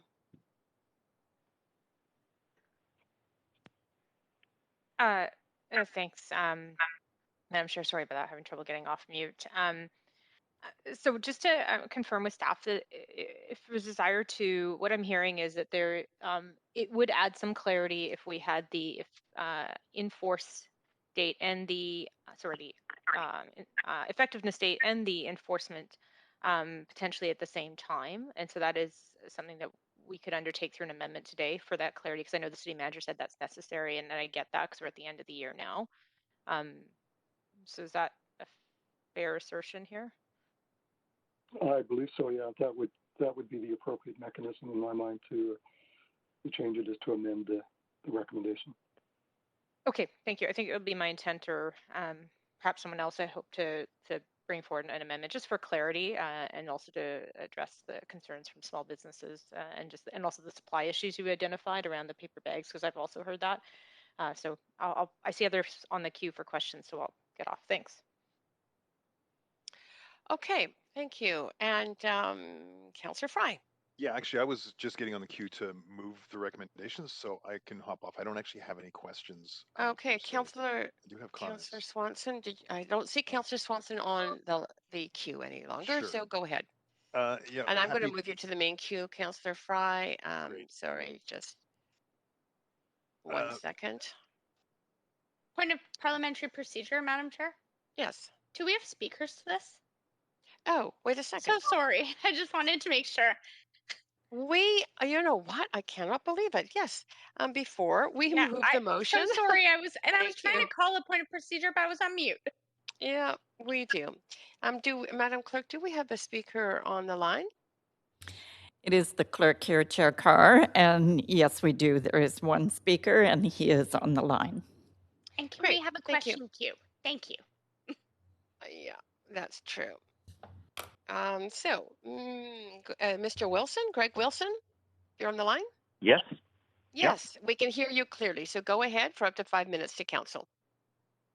So Mayor Stewart and councillors, thank you for your time and attention. So retailers are active and involved members of this community who are interested in contributing to the effort to reduce the proliferation of single-use items. RCC and our members have worked with city staff on this issue over several years and feel very invested in the effort. However, the COVID-19 pandemic has brought very significant financial trauma to a range of my small members, particularly including neighborhood coffee shops and small apparel and accessory stores on main streets. And those main streets are located across the city of Vancouver. Those businesses are threatened, some have already closed, and there is a significant likelihood, even without any change to this bylaw, that many more will be closing permanently in the coming months. Although many of our main streets have significant numbers of retail vacancies, that's going to get worse. That the city would do anything to make it worse seems contrary to every goal we all work for to create a livable and vibrant Vancouver. The small retailers tell me that they're having difficulty obtaining a reliable supply of paper bags that comply with the bylaw requirements. They tell me that because of the lack of foot traffic and lack of sales this year, they still have very significant supplies of plastic bags on hand. They tell me they can't afford new bags at this time. They tell me they can't afford to pay the consultants to reprogram their point of sale systems to charge the bag fee or the cup fee.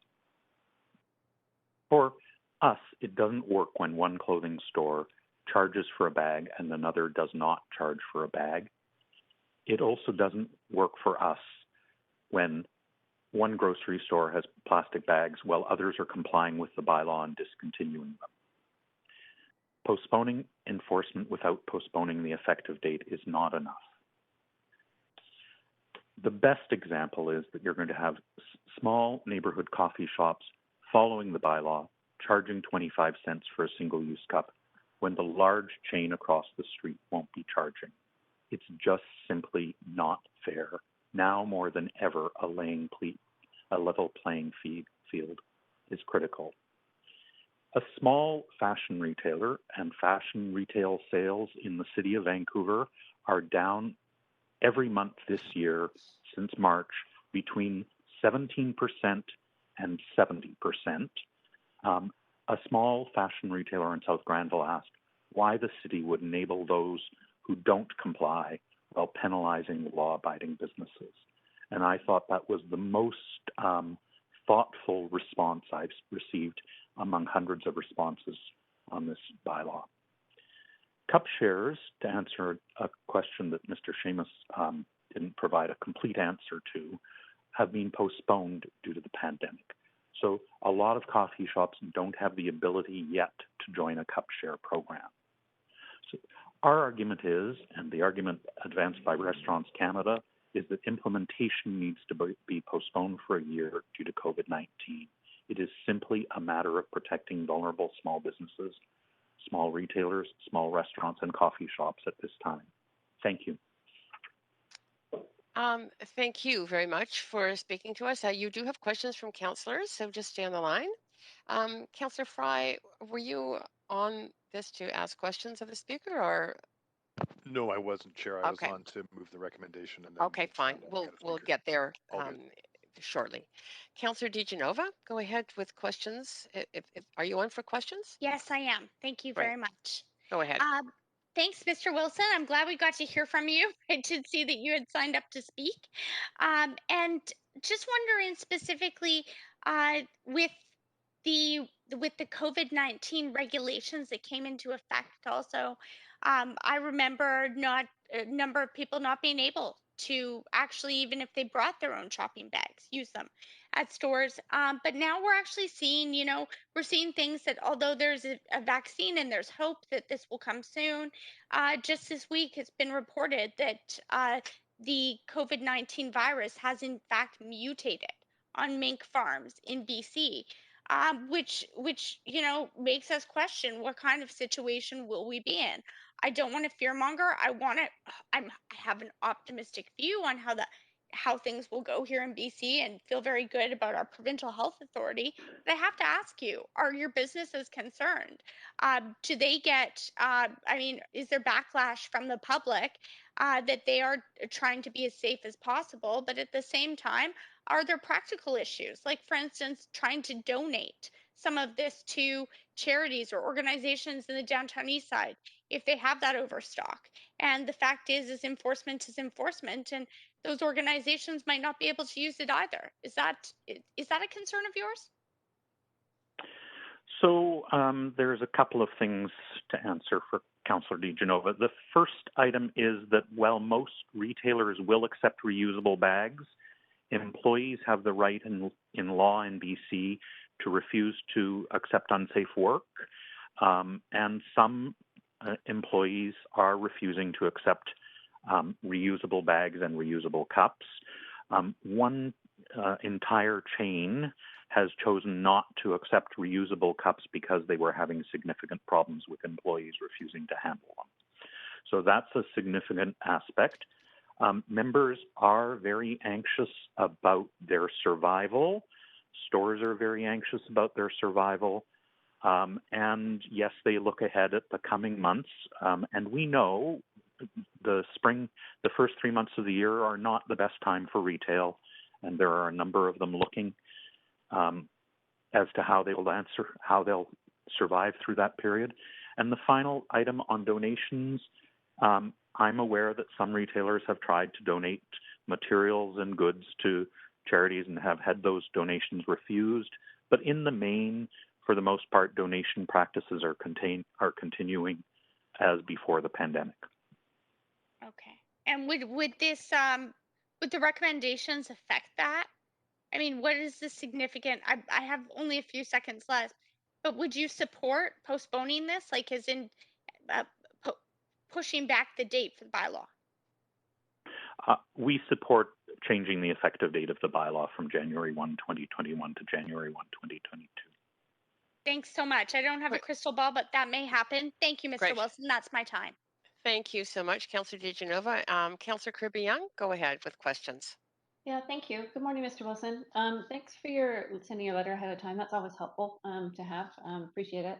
And I appreciate your comments. I'm very clear that you're suggesting aligning the dates, and I'm clear that you are advocating for January 1st, 2022. The question that I have, because Council will have a debate on this and do intend to move an amendment, is if all Council are not in agreement, if Council did not agree on January 1st, 2022, how would you feel about alignment of January 1st, 2021, as opposed to between the respective options, as opposed to a different implementation, different enforcement date that's in the report right now that creates sort of an unlevel playing field and lack of clarity?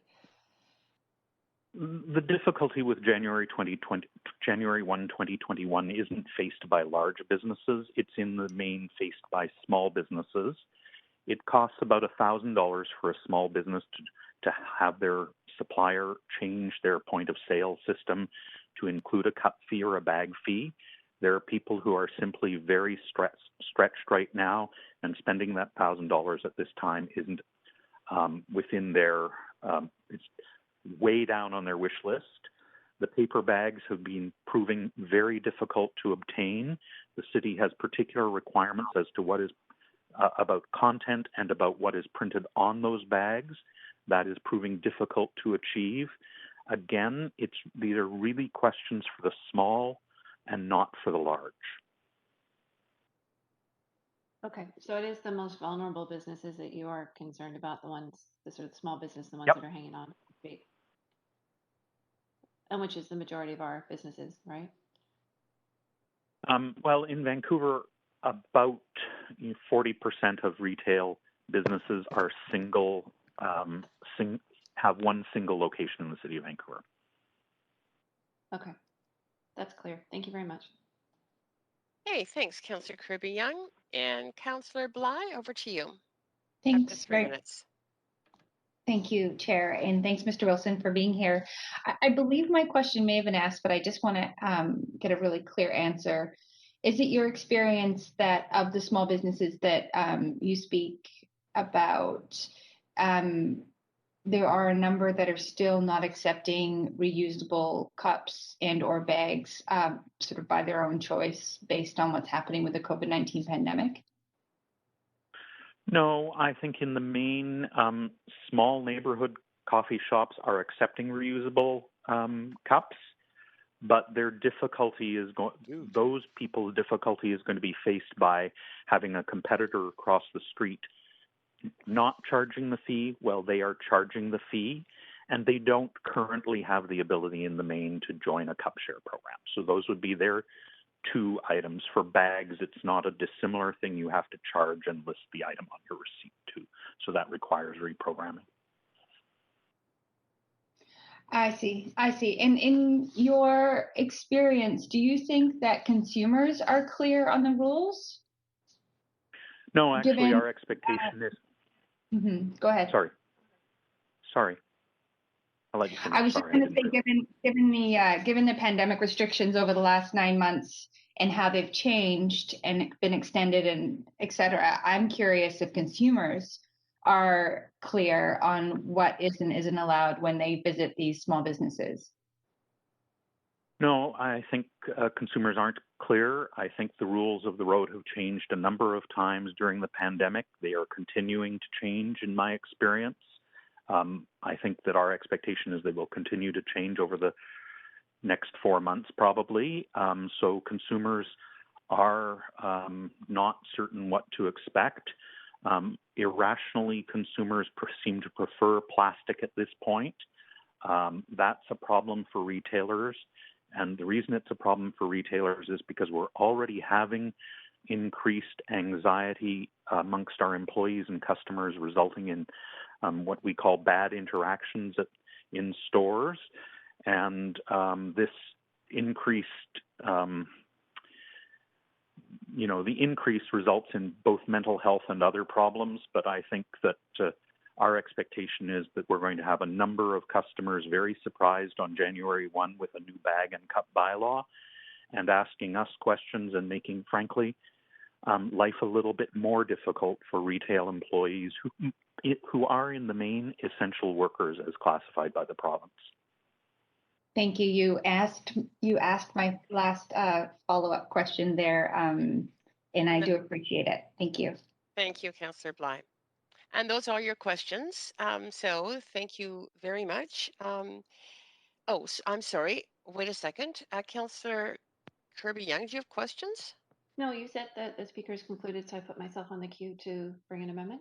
I had I was on there for questions and I got bumped. Oh, I saw you actually. I'm sorry, I did. So, Speaker, just stay on the line. I'm going to clear you, Councillor Kirby-Yung. I believe that we're after this, we will move to a main queue where Councillor Fry has said he will move, and then you can get on that queue and move an amendment.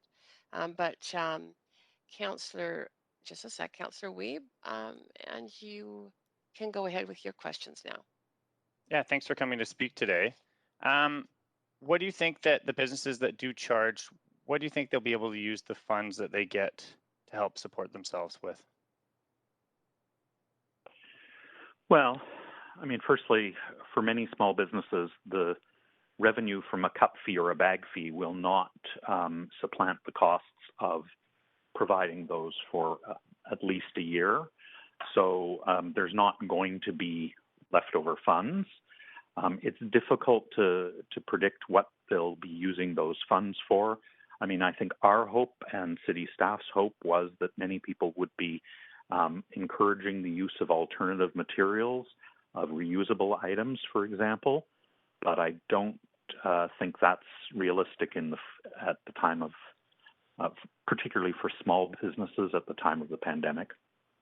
Okay, because I know a lot of small businesses that have already started to move to this, and this would be an opportunity they've stated to be able to charge, because right now it's difficult to put that premium on a disposable cup because it's not industry norm. You talked about $1,000 charge to change a POS. Where's that data from? So what our members tell us is it's highly variable, but a lot of our members pay outside suppliers to run retail point of sale systems, and those people typically have a programming charge when there's a change made. Here you'd be making, if you're a small business, you might be making two changes, one to add a fee and a line on the receipt for the city's cup fee and another for the city's bag fee. And so it is significant. Our estimate, based on what we heard from small retailers, large retailers do this very differently, is that this is going to amount to a minimum of $500 and a maximum of $1,500 for most of the small businesses.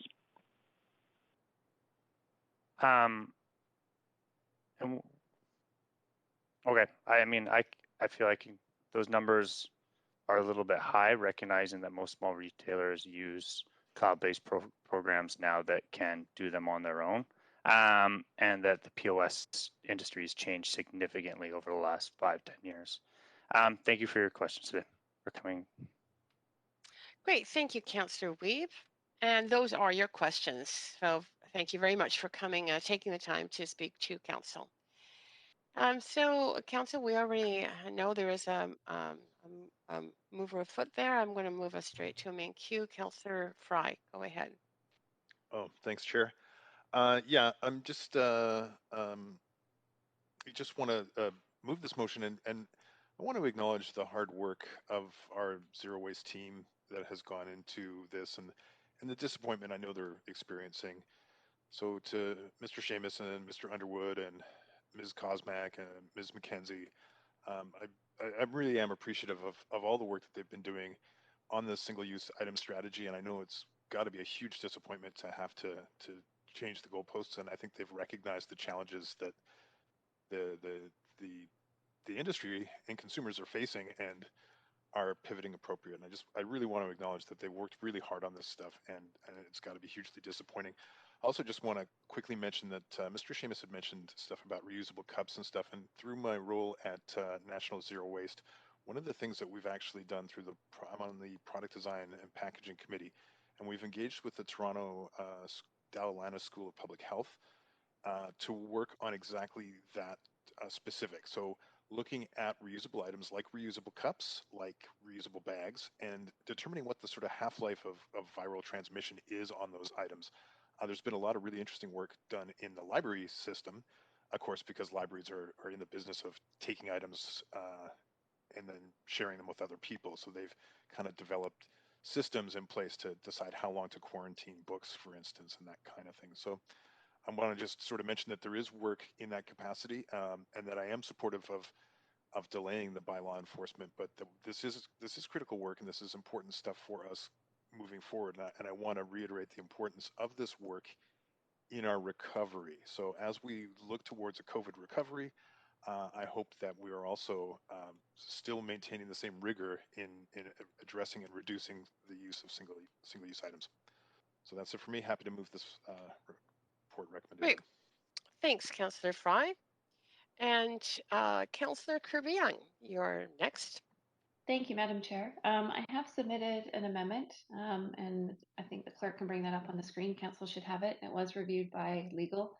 Yes, I saw that, Councillor Kirby-Yung. I think what I'll do is I'll move us now to an amendment queue so you can speak on that queue, right? Sure. And just a second, and I'll get your.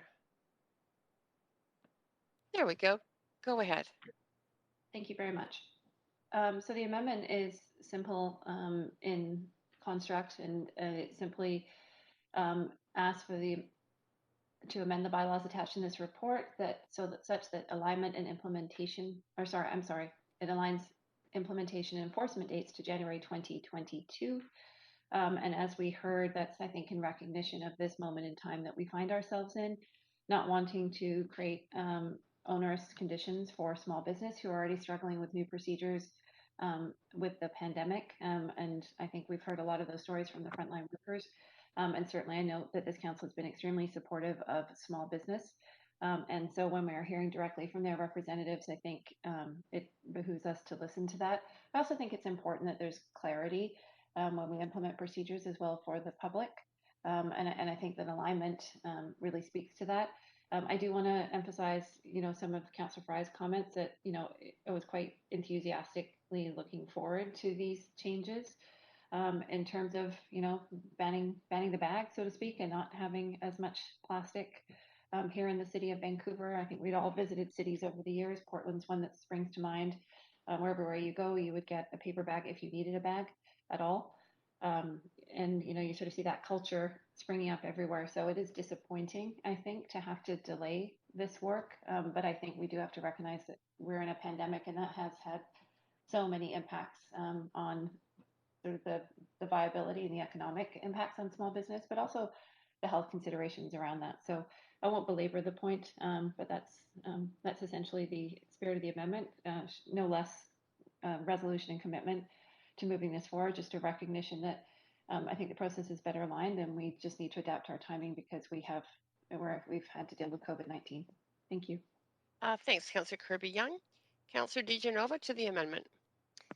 Many of our businesses have faced not only hardship but devastation in the city of Vancouver. We've seen a number of businesses that have had to close indefinitely. Some businesses we've seen have moved away from the city or won't be returning.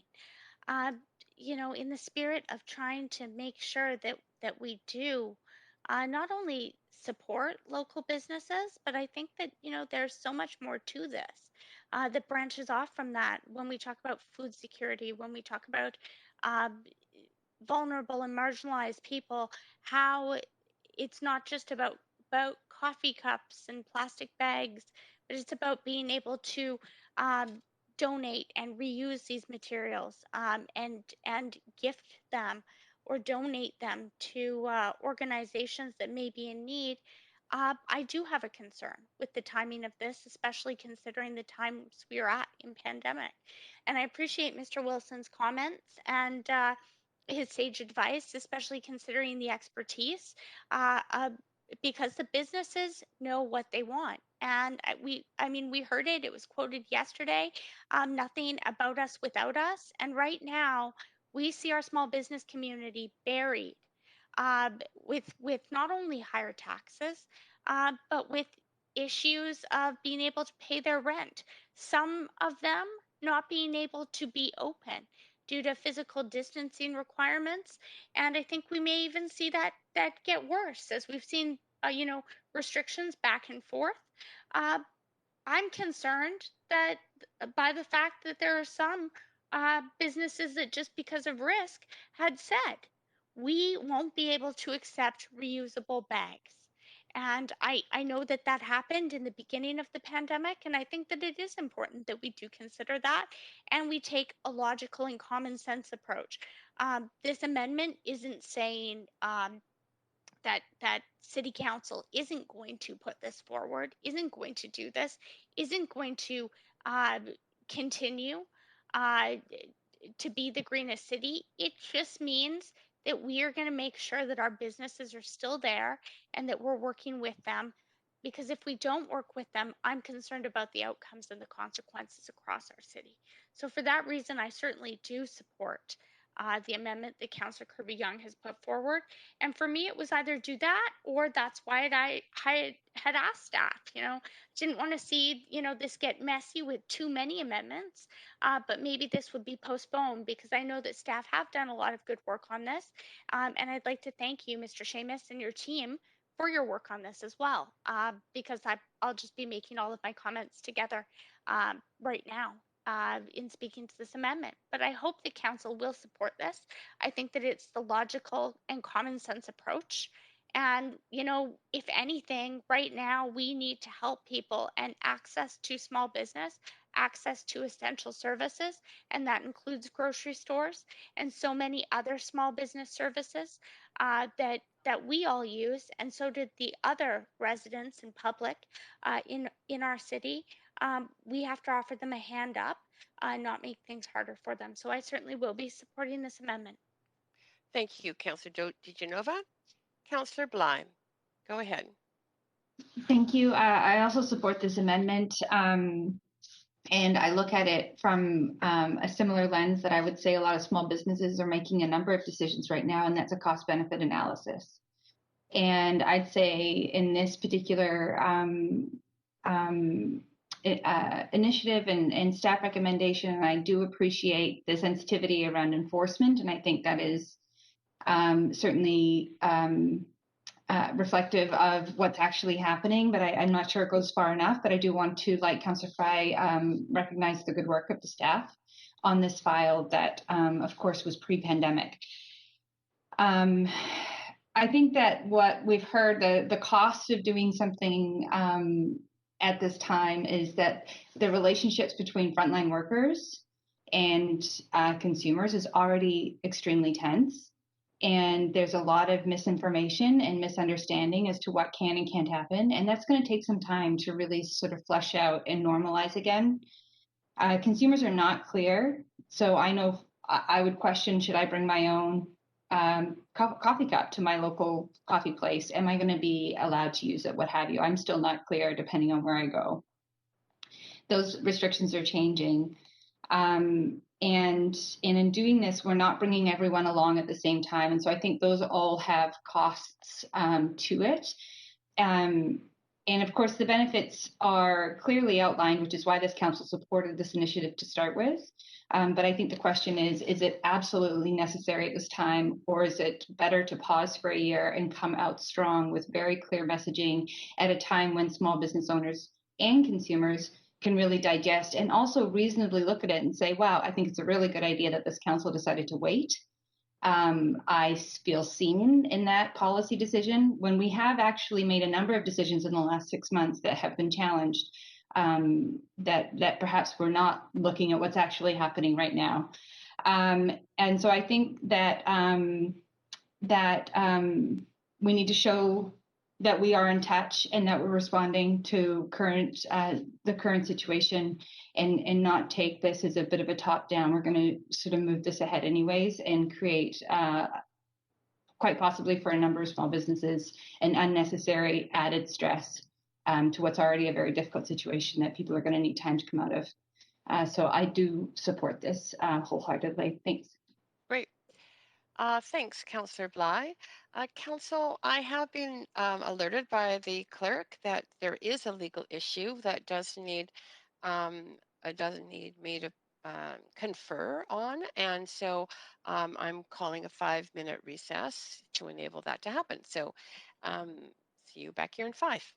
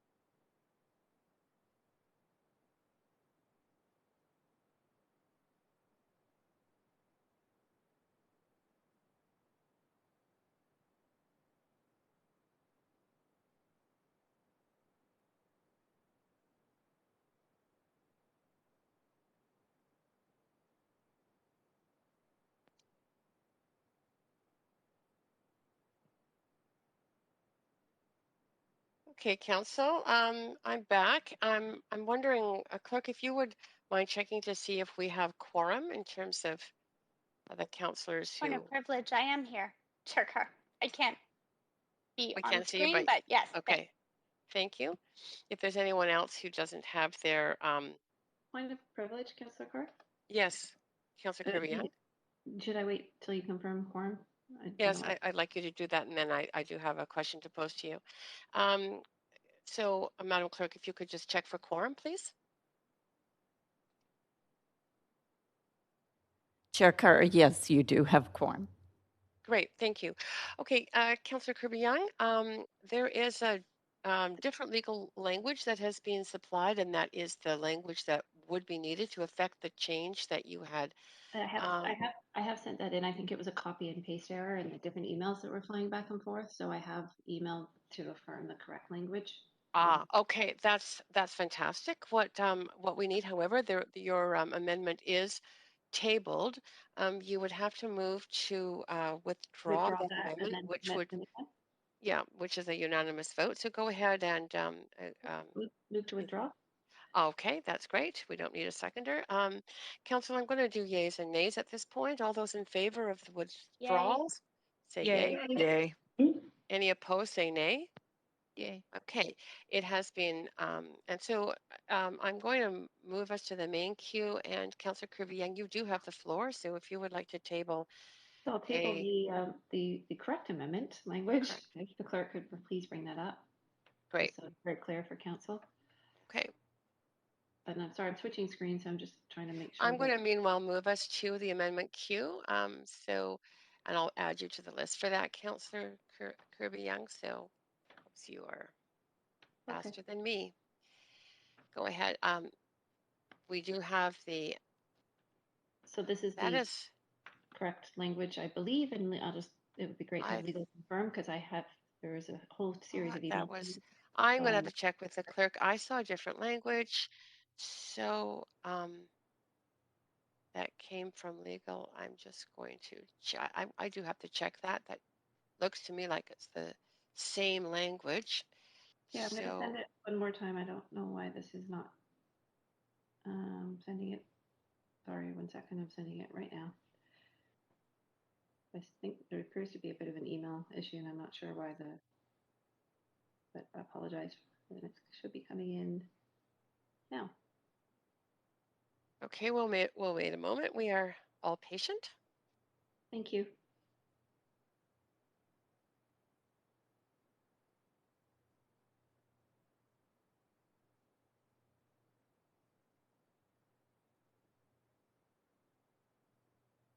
If it's not, can I ask legal to email it? Because I'm emailing what they sent me. And if there is, due to the volume of email, a missing word or missing version, that would be very helpful. But I've Yes. copied and pasted this directly from I the think email that, from yes, Councillor, the clerk actually has informed me that they can show the correct legal language if that. Wonderful. Okay, Wonderful. Yep, go ahead, Madam Clerk.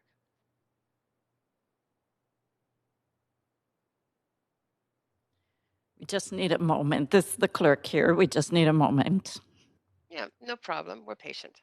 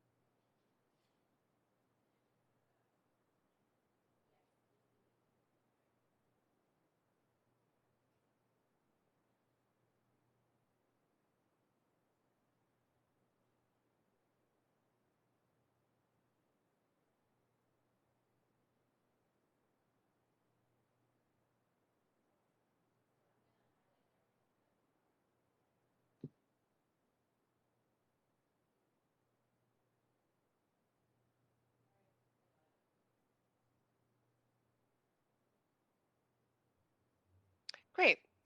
That is on the screen now. So, Councillor Kirby-Yung, would you like to speak to that amendment? Councillor Kirby-Yung, you may be muted.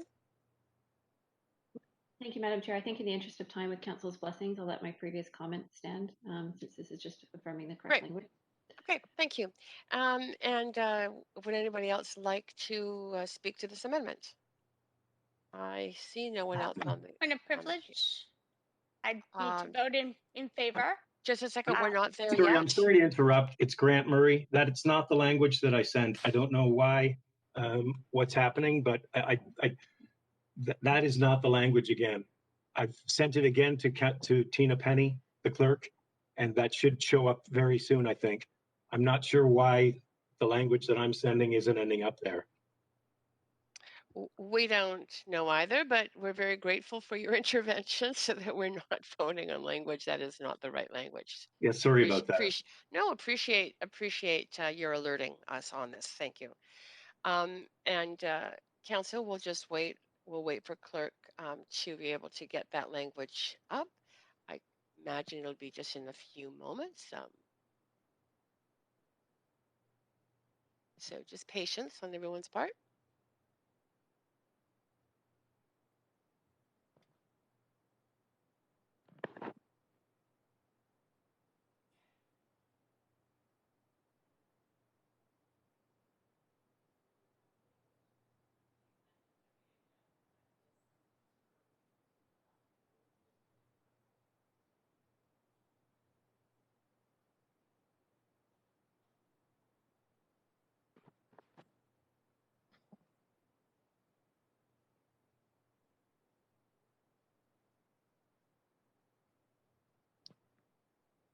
Council, while we're just waiting for that to come up, we might as well, just in case we need it, Motion to extend to finish this to item. finish this item.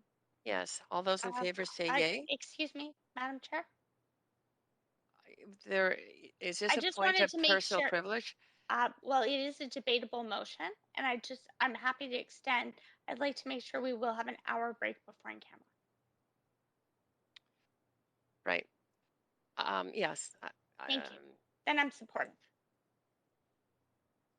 Just a second. I'm just receiving a message from the clerk about that. Yep, that should be fine. Thank you. Okay. Great. So I just want to first to complete the vote on the motion to extend to complete this item. All those in favor say yay. Yay. Yay. Opposed say nay.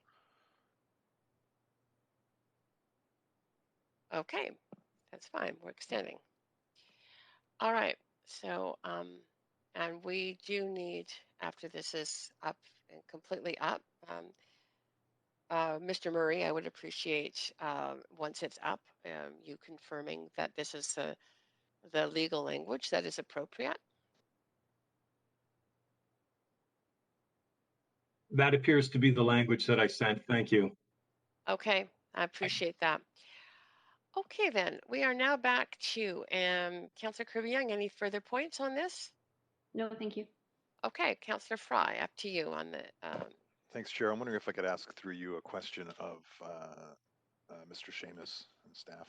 Yes, go ahead. Yeah, I'm just wondering if what the original intent of having the staggered implementation and bylaw enactment dates were, and if there's any concerns that this may delay ultimate implementation by moving the bylaw date or enforcement date. Sorry. Mr. Seamus?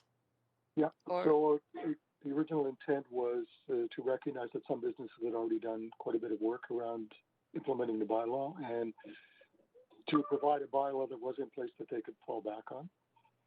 From an enforcement perspective, changing the date to mirror the enforcement of the effective date really doesn't make a lot of difference to us. Our enforcement procedures will still be the same. We'll still follow on with education and support to the businesses as we would have done anyway. Okay, that's important clarification that the work will continue as per schedule. Okay, thank you. I'll be prepared to support this amendment then.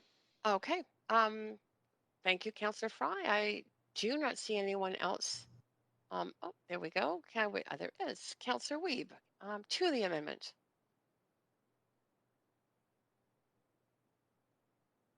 Councillor Yeah, Weeb, yeah. I'll be voting against the amendment. In speaking to a lot of the business community, this has been brought up by the single use group as well. A lot of the conversation is a lot of the businesses have already spent the money and been ready and are ready to implement the fee to kind of make back some of the POS changes and other work that they have done. A lot of great organizations in the city have recognized the difficulty of this work during COVID, but recognizing that's only a few weeks away, a lot of them have already gotten to this point. And this is a critical piece for them to be able to charge that fee that they've already incurred the cost for. Like we're talking about something that has been in the works for a long time. This is something that letters have gone out, and there's been consultation with stakeholders across the industry for years and years. And so for us to continue to push it is just a frustration for a lot of organizations that have stepped up and moved forward to move this work to the direction they need to go from a lot of the small business communities. And I wish we had multiple of those organizations come speak today. I think that they thought that this was going to move forward and that this work was already happening, because it would be great to have those conversations here at the council table to really reflect the needs and wants of our small business community that have put in a lot of work on this. So I will be voting against this amendment, recognizing the great work that a lot of organizations have done to move to a more circular economy and support the green initiatives, and as well the organizations that felt like they had to get ready and have gotten ready and have already paid those costs and deserve to find an opportunity to be able to charge that extra fee. So for all the coffee shops and others, I will be voting against this amendment. Thank you, Councillor Weeb. Councillor Boyle, you're up next. Thanks. And similar to Councillor Weeb, I just wanted to name that I know a lot of organizations have been quite proactive. A lot of small businesses have been proactive on this front. And I actually feel that the proposal staff brought forward to implement but delay enforcement was a good balance of recognizing the work that's already gone on, but not further penalizing businesses where pandemic-related pressures have meant they couldn't bring it in time. So I'm quite comfortable with the balance that staff have brought forward on that front. I think, again, as Councillor Weeb stated, it's important to recognize and honor the work that's already happened by many businesses to get to this point and meet this date. And so I'll be voting against the amendment, supportive of the original dates as staff laid out. Thank you, Councillor Boyle. Councillor Dominato to the amendment. Thanks, Madam Chair. And just to express that I also support the amendment. And I think it's important to note, this is something I think almost as largely that these efforts around single-use items were supported by council, including myself, to move in this direction. And I think it's a positive, it's the right way to go and the right step. And had there been no pandemic, I would say stay the course, no change at all. But the pandemic has really changed the world for us and for small businesses and businesses alike across the city. And it wasn't just a couple of months ago now, it was actually in March. So it's almost a year ago now. So while there may be some businesses, and I appreciate actually that consideration that's been brought up by Councillor Weeb around having done the work and are in a state of readiness, I think there's also many businesses that are not in a state of readiness. And we heard some concerns around supply issues around paper bags. And so I think we need to recognize that not everyone's in the same place, and that people have been trying to concentrate on just keeping the doors open, the lights on, and to just add this flexibility. And I heard staff say it would add some clarity as well. And the work's going to continue. They're going to continue to do the education and awareness pieces with the business community. I think that the businesses will still work towards it, but you're going to have that alignment between it being enforced as well as the enforcement of that bylaw at the same time next year. And hopefully by then we'll have all been vaccinated and we'll be back to some form of normalcy. Got my fingers crossed on that. But I do think I wanted to acknowledge this is really important work, but I think the pandemic has sort of set us off, and we just want to acknowledge the important role of our small businesses, and we don't want them to be in a situation of it being kind of unfair and not a level playing field, as Greg Wilson indicated. So I'm supportive of the amendment. Great. And finally, Councillor Hardwick, go ahead. Thank you. I'll be very brief. I support the amendment. We are in unprecedented times, and when this was brought forward in the timeline originally, who knew that we would be in the place that we are today? I've listened to the back and forth on this, and it's great that some businesses have been able to respond within the original timeline, but I'm concerned about the smaller businesses opposed to the larger businesses. And so, again, appreciate and support the intent of the bylaw, but implementation needs to be slightly delayed in recognition of where we are right now. Thank you. Okay, and that is it for speakers to this amendment. So, Madam Clerk, if you could move us to a vote on it, that would be great.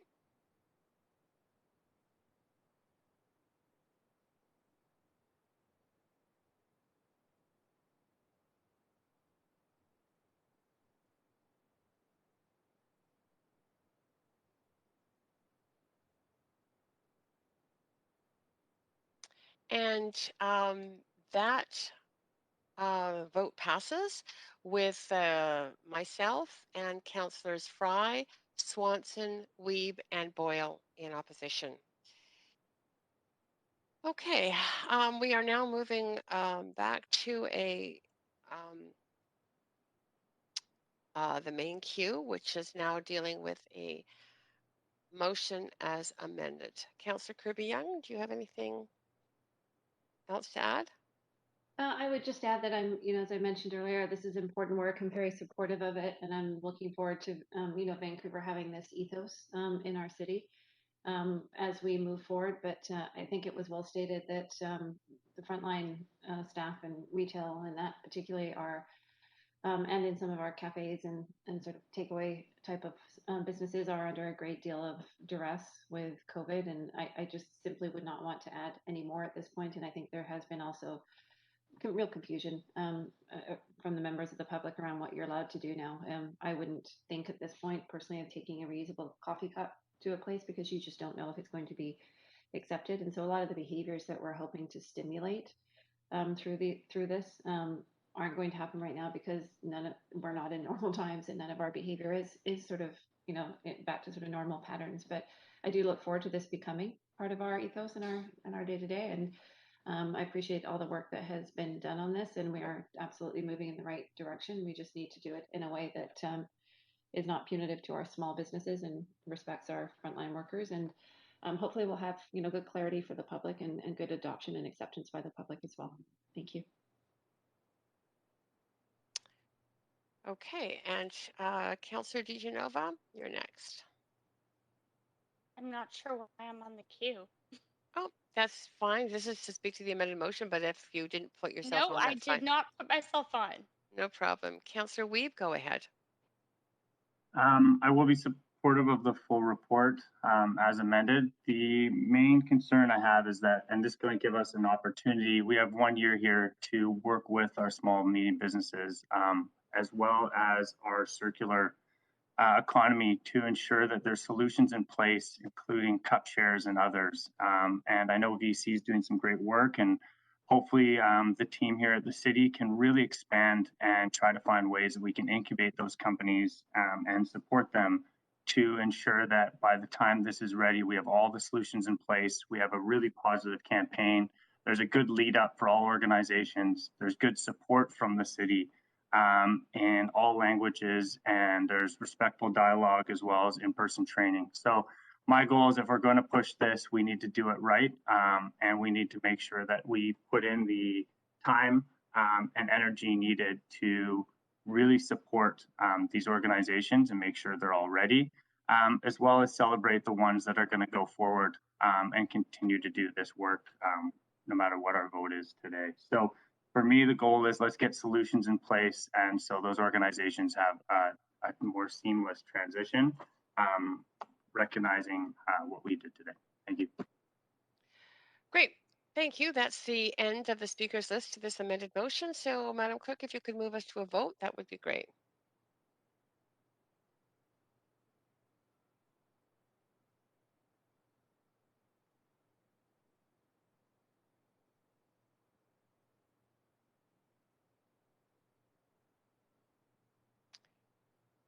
Councillor Weep? Okay, Council, that is a unanimous vote. So that brings to conclusion this item on our agenda, and we are now going to take a 1 hour break for lunch. Coming back in camera, I'll say that we'll start at 1:10. So 1:10 in camera. Have a good lunch, everyone.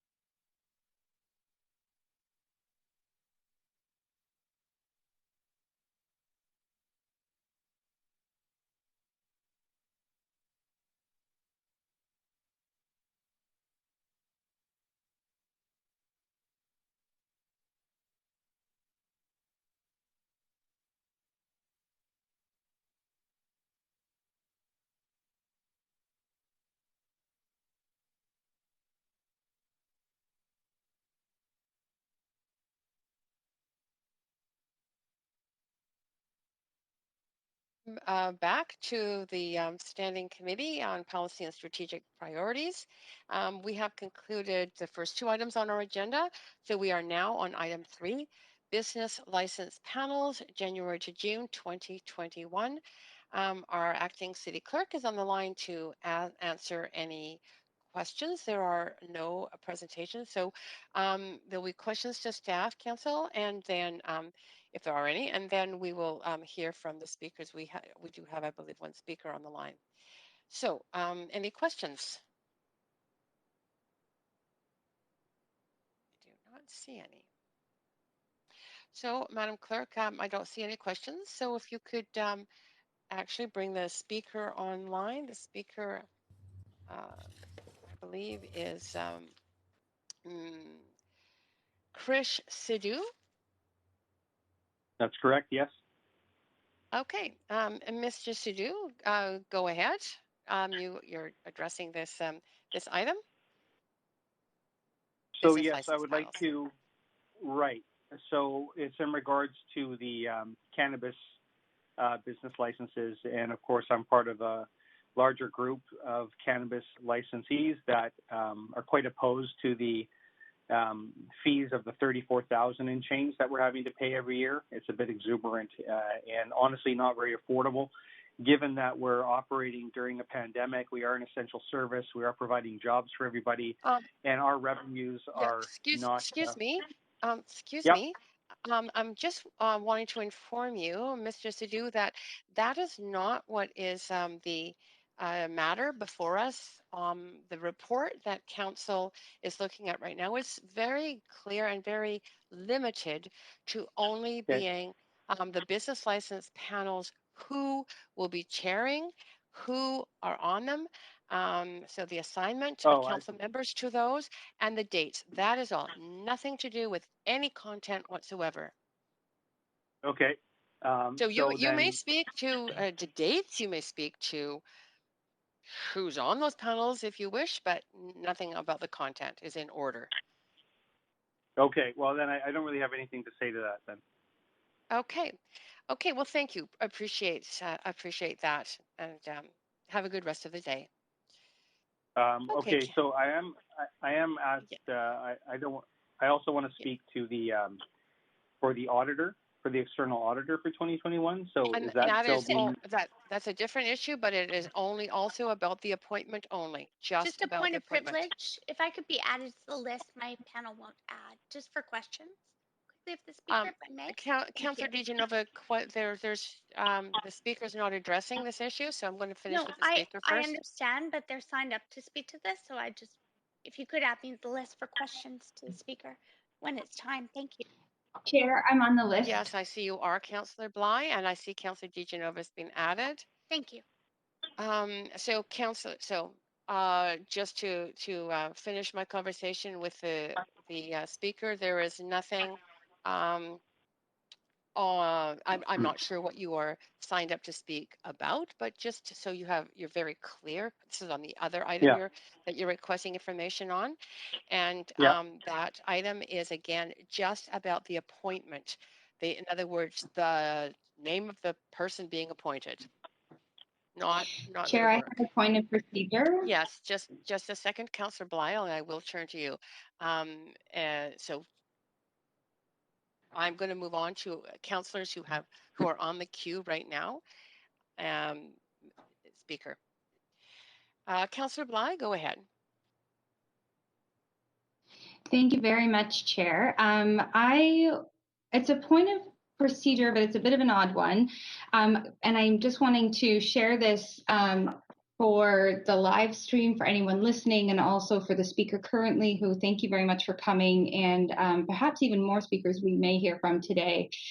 There was a motion called in November around by me to bring forward a motion looking at the cannabis license fee for businesses in Vancouver, to look at the sort of high fee structure and if there were ways to bring it down. And that motion did not make it onto the agenda. We had the budget to deal with, end of year, other matters that were pressing, and that motion will be coming forward in January.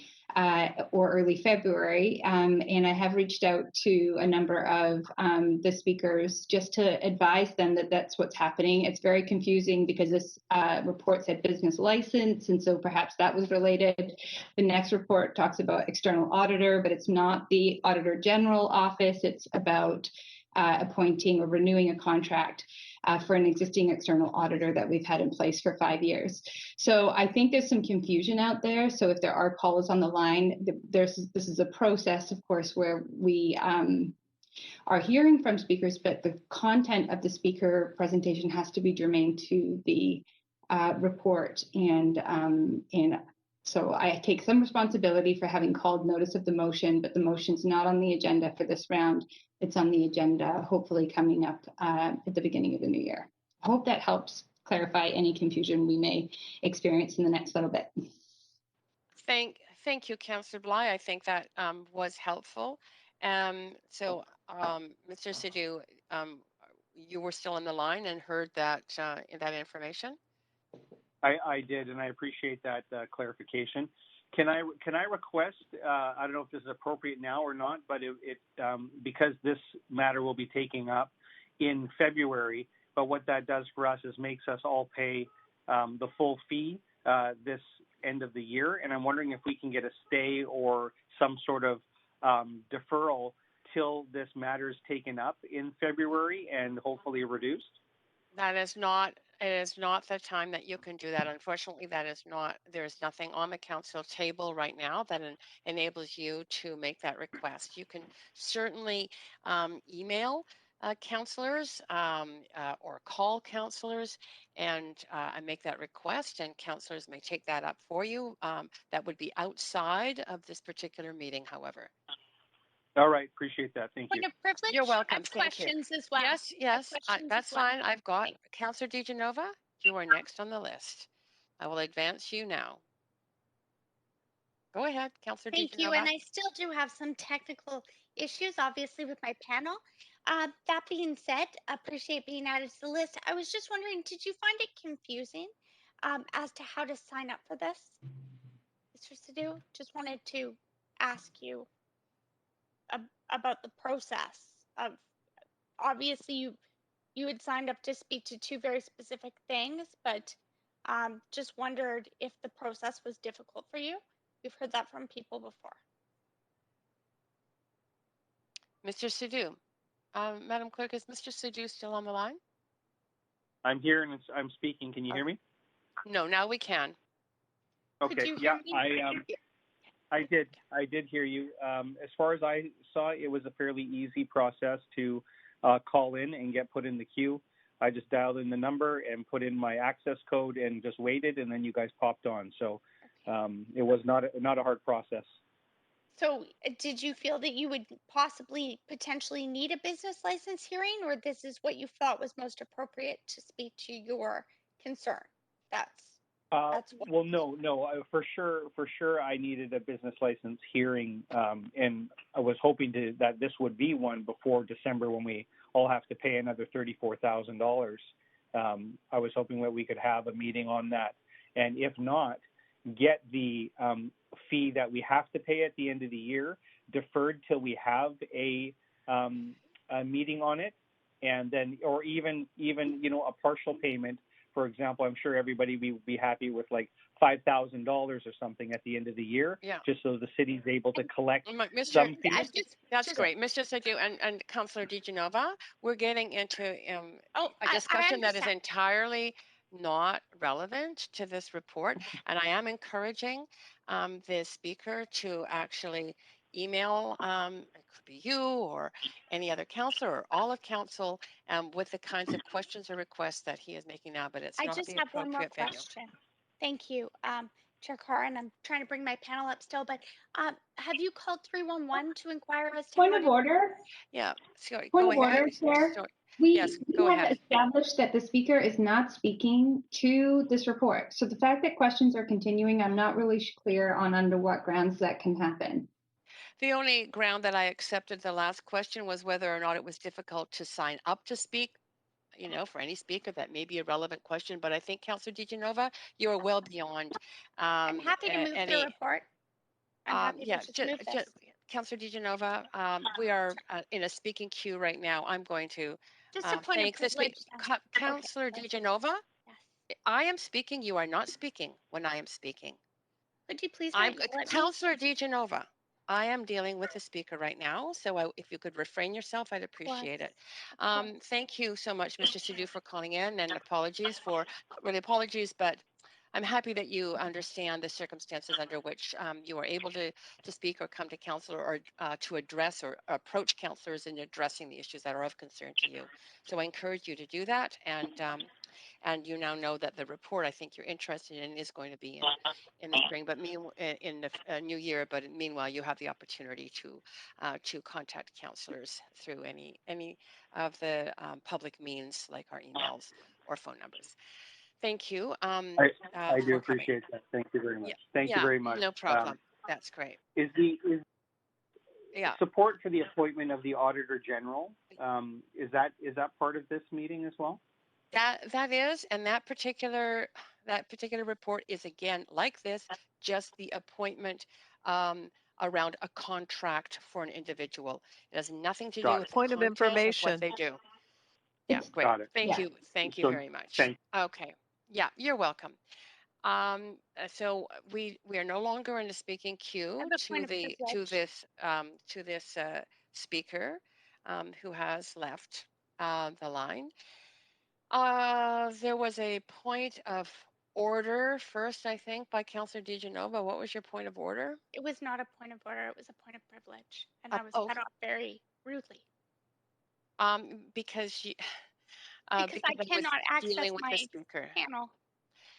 Yes, and that's fine. But I would hope that all of council would respect a conversation going on between the chair and a speaker who is on the line when the speaker is now done and off the line.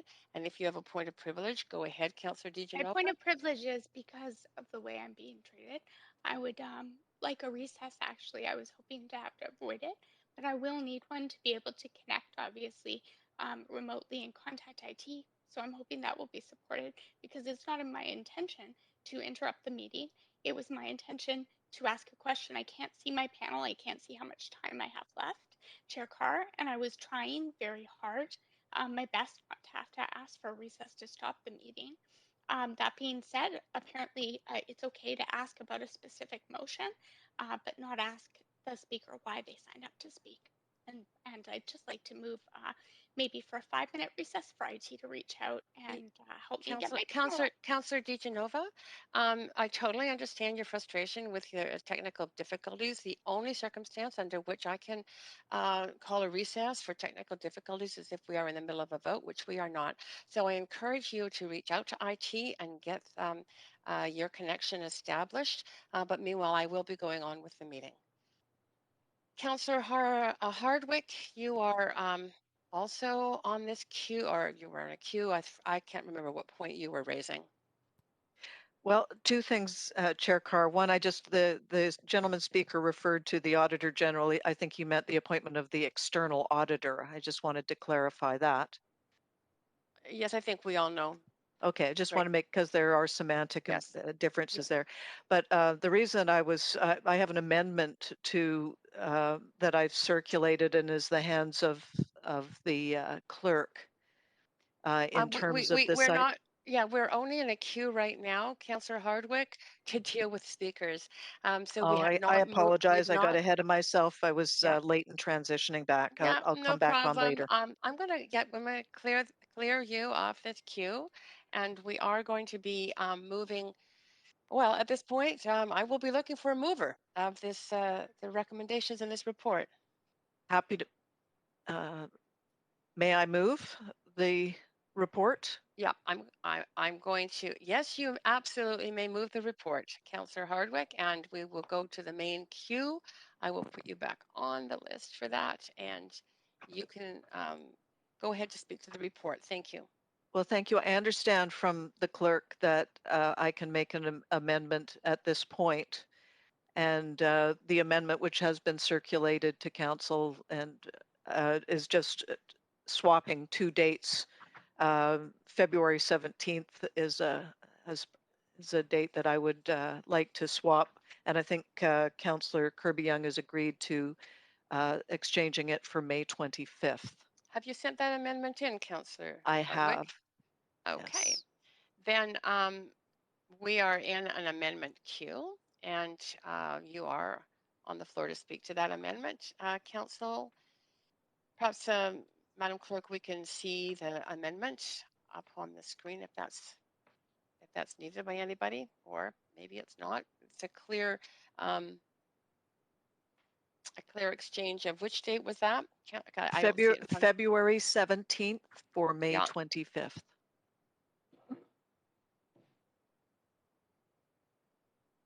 Okay. And you are exchanging with whom? Councillor Kirby-Young. Great. All right. That amendment is in front of us. Council, is there any debate to this? I don't see anybody on the queue right now. Madam Clerk, could you just take us to a vote on this?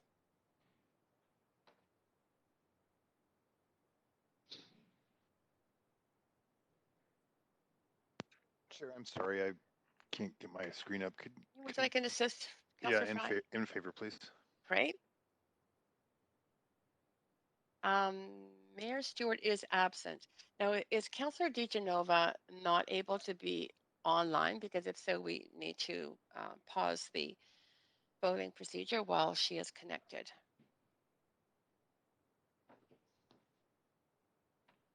So, Madam Clerk, if we can do Councillor Fry, his vote assist was to be in favor, but Councillor DeGenova, I need to know whether she is actually online or not online.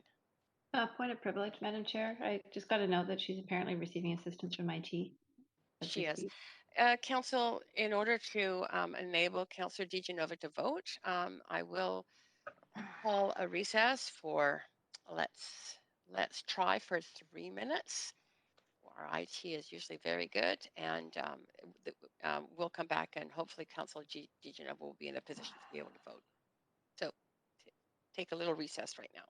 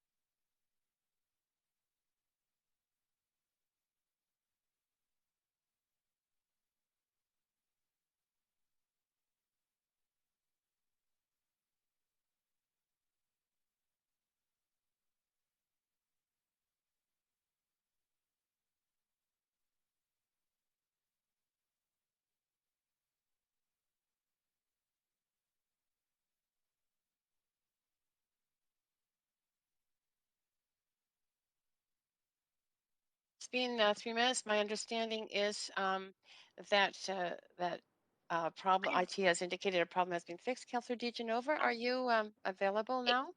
Have they?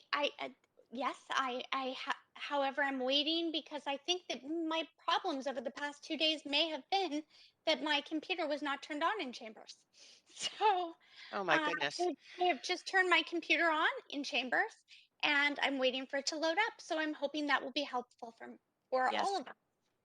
Yes, I think we would all appreciate that, but especially you. Councillor DeGenova, would you like a vote assist? That we are in the middle of a vote, and this is on the business license panels, and I believe Yes, we are. I've been following along. I've been trying my best. So yes, I'll vote in favor, of course. Okay, we have an amendment that we are voting on right now. So that is the amendment. And we are now in favor. So that amendment passes unanimously.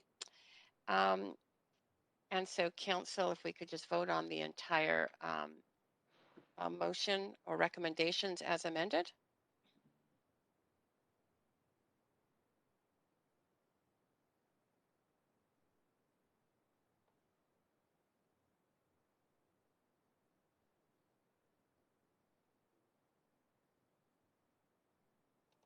And I'll need a vote assist. It's still loading. Okay, that's great. And In your favor. your Yes, vote of is it course. okay in favor?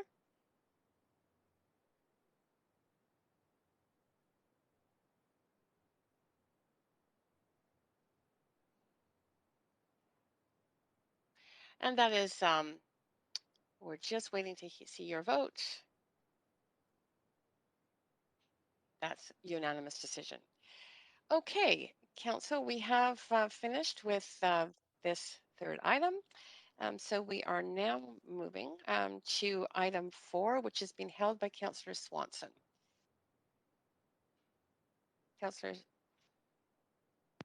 Yeah, I'll move it. I just had one question though.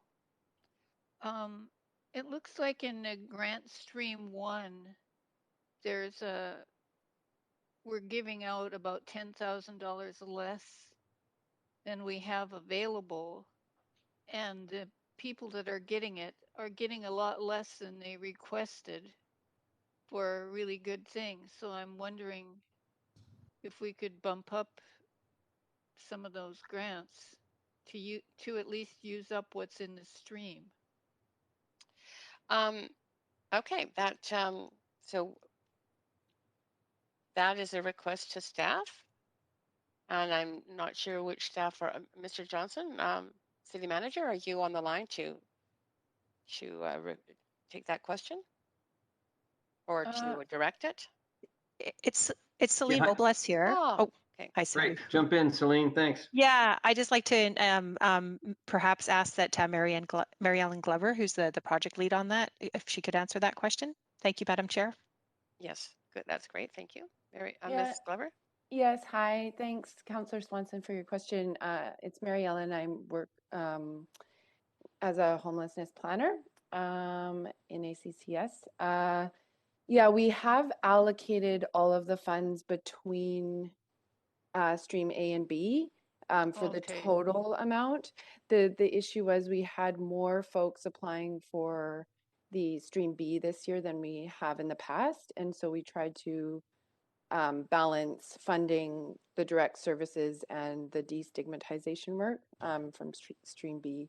So we have allocated all of the money that we have. Okay, thank you. That's No it problem. for me. Okay, thank you, Councillor Swanson. Councillor Weeb, do you have a question? Councillor Weeb? Yeah, I've got a question. Yeah, go ahead. Question to staff. I know that when I was on park board, there was conversation recognizing that homelessness has become a component of everyday life in the parks around Vancouver. I'm wondering how we have looked to include the Vancouver Park Board in supporting this awareness and a lot of this work. And is there opportunity moving forward to partner with the park board to ensure that they're part of Homeless Action Week, recognizing the amount of homelessness that is happening in over 100 parks in Vancouver? It's Celine Mobiles here, Acting Managing Director of Homelessness Services and Affordable Housing Programs. Definitely, we do work through Homelessness Action Week. It's a regional, it's actually a provincial initiative, and so we do partner with a variety of organizations across the city and region. We would be happy also, we're partnering on warming centers and other functions with the Parks Board, but we would definitely look to partner with them next year and see what we can do around Homelessness Action Week, which takes place in October. So happy to do that. Perfect. It'd be great. I know that there's a lot of community center associations and others in the Vancouver Park Board that would love to support this initiative. Thank you. Great. Councillor Weeb, that's it for questions. I am looking for someone to move the recommendations. Happy to move this, Chair. Hey, Councillor Fry, want to? I don't know if Councillor Hardwick was on that. Councillor Fry, do you want to go ahead, speak to it? Yeah, happy to move this. Obviously, this is a growing issue for our city, and probably something that in the future we might contemplate increasing the amount of grants that we allocate to address this, because it doesn't seem that we're making headway on addressing some of the root causes and the incidence of homelessness. But I do appreciate the work's going on here. I also was very fortunate to get to meet up with the Sweetgrass Patrol, who are a newly formed org.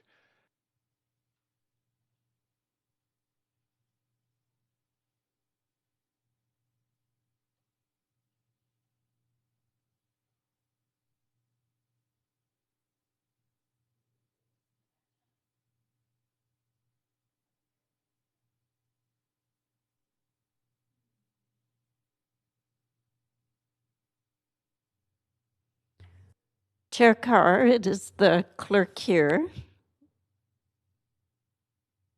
We're not hearing anything in the council chamber.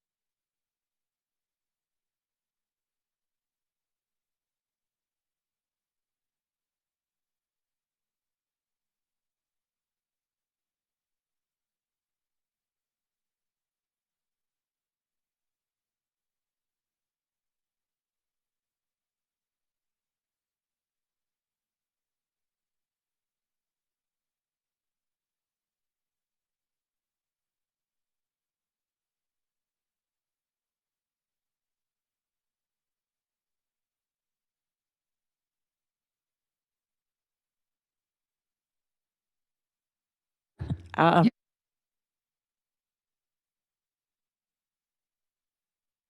And excuse me, just so we know, excuse me, we were just at the point of voting. I had just called the vote.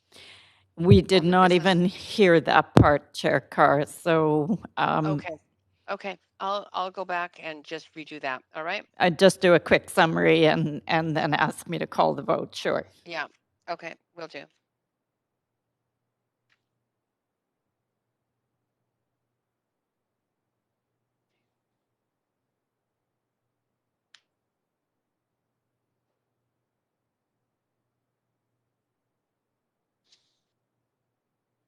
Yeah. Well, welcome back, Council. And it appears that the IT issues have been fixed. So just verifying, Madam Clerk, that you can hear me, and I just want to make sure I can hear you. Yes, Chair Carr, we can hear you, and the streaming is back on. Okay, so we were just at the point I just called the vote, which I understand you did not hear on item 3. Item 4, and so just 1 second. I don't have actually got down who. Oh, that was moved by Councillor Fry. Madam Clerk, there aren't any changes to that report, and so we're dealing with it as is. And if you could, and all of Council, if we could be moved to a vote on this item, everybody know that we're on item 4, 2020 Homelessness Action Week and Supportive Housing Grants. So, Madam Clerk, for the vote now.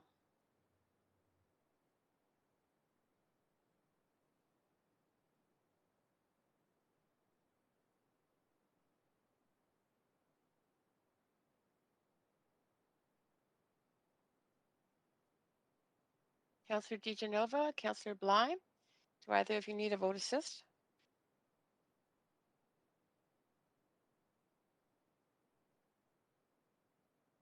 Madam Clerk, I wonder if you could check to make sure Councillor DiGenova is online.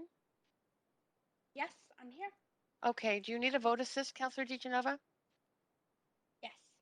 Sorry, Okay. I just had to restart my panel again. But there we go. It's up.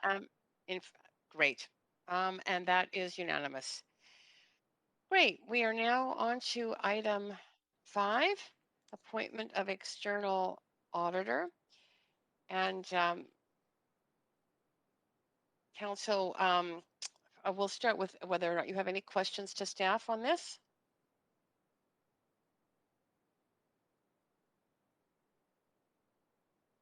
Councillor Wiebe, are you on the queue to ask questions to staff on report 5? Councillor Wiebe, you might be on mute.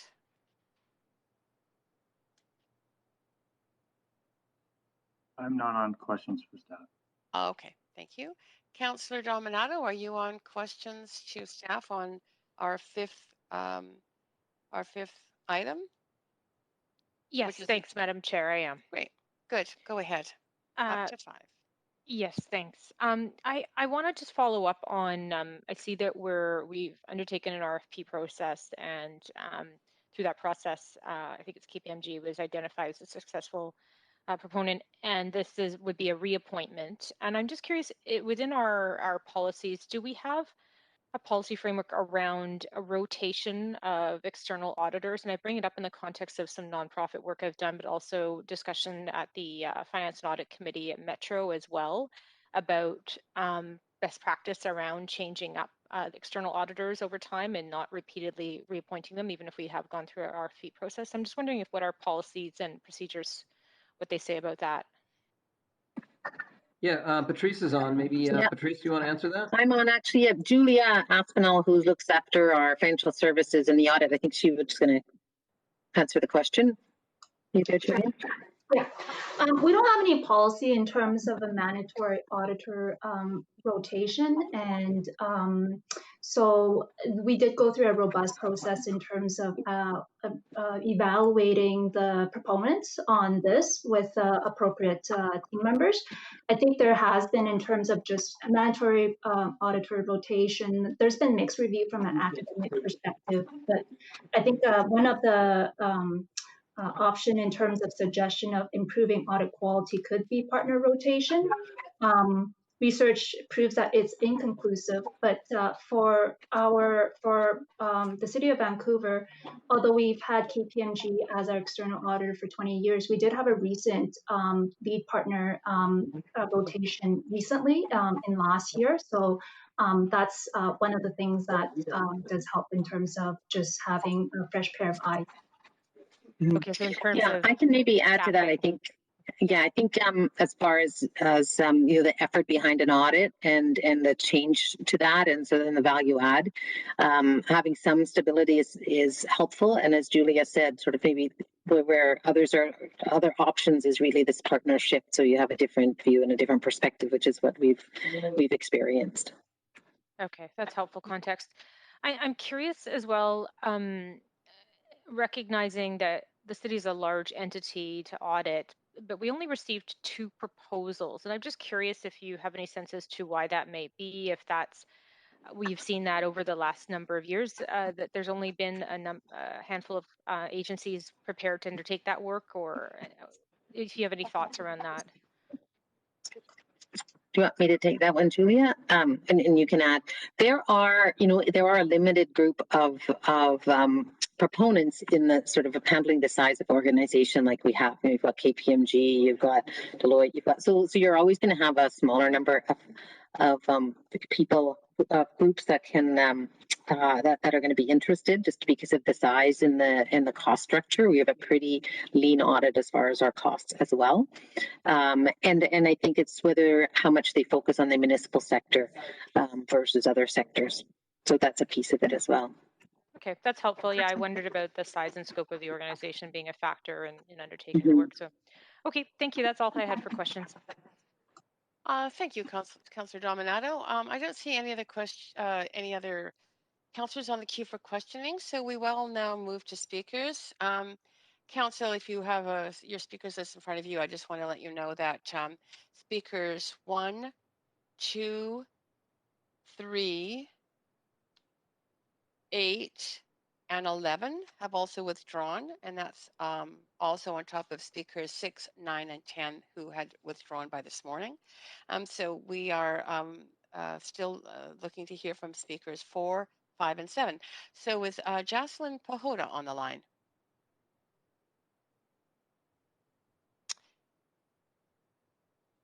Jocelyn Pahota?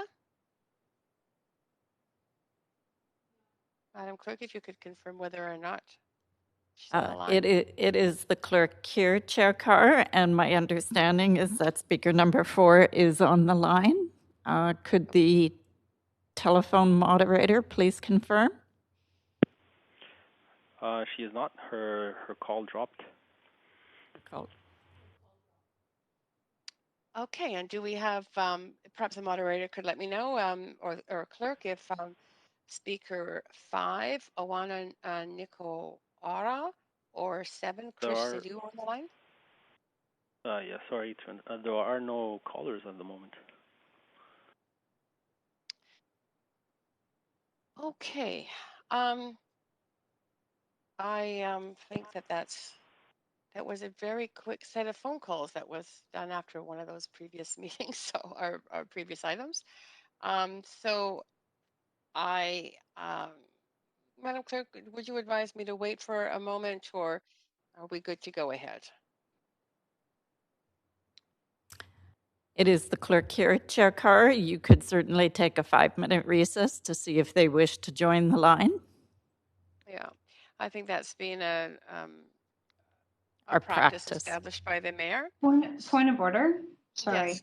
Yeah. Councillor Bly. Yes, go ahead. Just in case it wasn't clear before, when I had provided some context with the previous speaker who signed up to speak to the business license hearing panel report, that we may have a similar situation on this one, who And so I just want to, for anyone newly joining or paying attention, I think we've just had sort of some confusion coupled with the fact of a very tense topic around cannabis business license fees. Yes, yes. Yeah. I'm just thank you very much for that, Councillor Bly. Appreciate that that reminder at this point in our agenda. I'm looking at the remaining speakers who have not yet withdrawn. They all appear to be representing organizations that may well have been wishing to speak to the content of auditing. I'm not sure, but definitely not the appointment of an auditor. I'm going to just assume that they recognize that there's not going to be the opportunity to speak to what they wish to speak to. So I am Councillor Bly. Are you on the queue to say anything more than what you just did? You're still on the queue. No, you're gone. So that was I'm all, going Chair Carr. Yeah, great, thank you. So I'm going to, at this point, say that we do not have any speakers. So, Council, I am looking to someone to move a motion here So on the moved. appointment of our Councillor Kirby-Young. That's great. And I'm Council. Anybody wish to speak to that? Councillor Hardwick, go I ahead. had just gone on the queue to move the motion, so other than support. That's great. There was lots of people who wanted to move this. Wonderful. So, anybody else wishing to speak, join now, or that's it. And I don't see anyone. So, Madam Clerk, if you could move us to a vote on this, that would be great. And if anybody wishes or needs a vote assist, please verbally express that.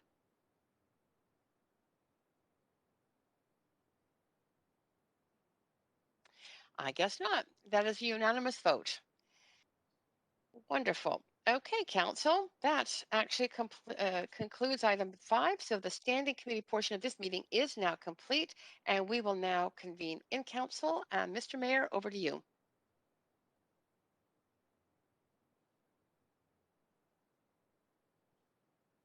Mr. Mayor? It is the clerk here, Chair Carr, and Mayor Stewart is not yet on the line. I understand he will be joining us shortly. So if we could take a brief 10-minute recess? Point of recess procedure, if I yes. might.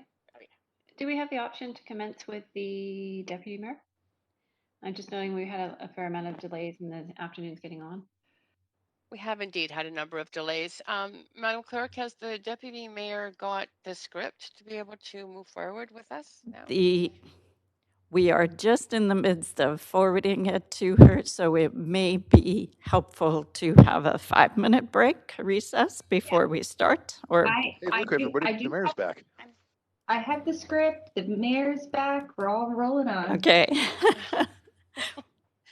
That's great. Thank you for being willing to step in. And Mr. Mayor, then, you're here? If you are here, you may be on mute. I am on mute. Now I'm off mute. Well, thank you very much. Okay, where are we at now? Are we switching over? We are. I have recessed.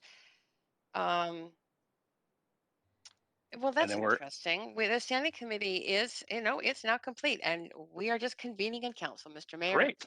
Okay. Are everybody ready to go? If so, I'll just go ahead. Yes, I think we all are. Okay, great. So we're going to convene in Council to deal with the recommendations and actions from today's standing committee. Can we have the roll call, please, Clerk?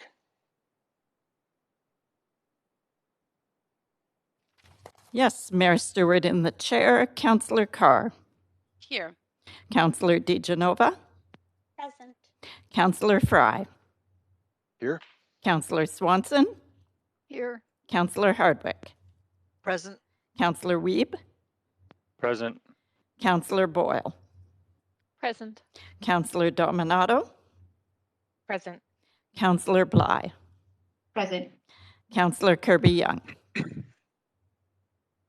Present. The meeting has quorum, Mayor Stewart. Great. Thanks so much. I'm just making sure I've got my... Oops, sorry, I'm looking at the wrong script here. There we go. Okay, so we need a motion to adopt the Standing Committee's recommendations for items 1 to 7. So moved. Councillor Hardwick. I think Councillor Second. Dejanova. Councillor Dejanova second. All in favor say yay. Yay. Yay. Yay. Opposed say nay. Okay, thanks. That's carried unanimously. Council, we do have one piece of unfinished business. I'm just looking here. No, and some bylaws. So first piece of unfinished business is from the rezoning meeting of last night. That's for the Oak Ridge Transit Center. At the public hearing on December 8th, Council completed hearing from speakers and has referred questions to the applicant and staff, plus debate and decision to the Council meeting following the Standing Committee on Policy and Strategic Priorities meeting on December 9th. And where we are, and perhaps we might need a little bit of time, clerks, do we have all the folks that we need to do this piece? Mayor Stewart, the clerk here, I do need to check to make sure that we have the staff online. Also, clerks, I think perhaps we need to switch over the computers so I have control of the voting queue. It says that another user is signed in. That might be Councillor Carr. So maybe we can take a short recess just so we can get that switched all over and come back. Does that sound good? Say 5 minutes? It is fine by the clerk if council okay, is. let's do that. So we'll come back at 4:06. And if Councillor Carr, if you could log out of... I will log out. Yeah. Great. Okay, thanks very much.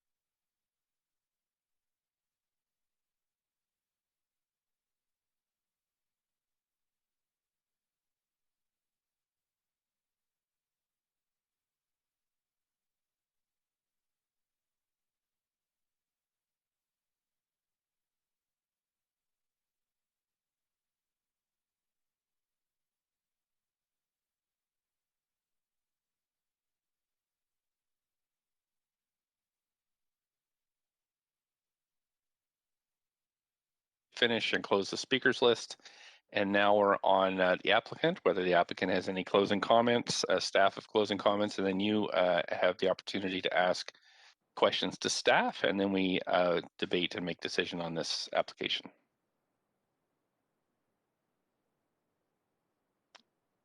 So clerks, can I see if the applicant wants to make closing comments? Yes, you can follow your script, Mayor Stewart. Great, thanks very much. So I'm going to ask the applicant, do you have any closing comments to make to council? We're not planning to, but we'd be happy to answer any questions we have. Okay, thank you very much. Staff, do you have any closing comments?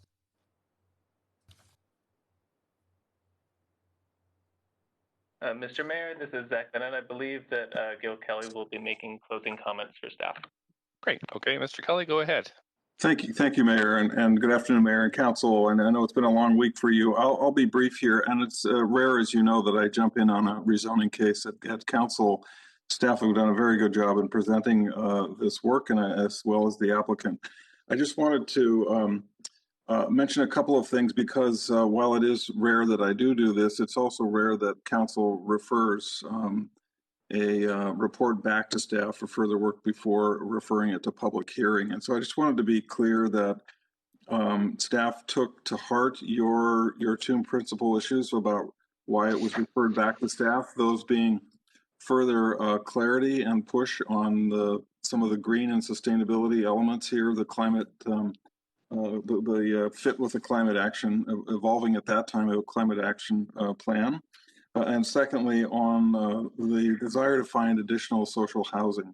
And I think staff's done a really good job working with the applicant to further those two things. And as you heard, there's opportunity going forward in the future on the green piece, for example, to further reduce parking on site, to make sure that whatever bylaw changes that come with a building a bylaw in terms of energy efficiency will be integrated in the project, and that it already does very well in step with the evolving nature around our green infrastructure and stormwater retention and so forth.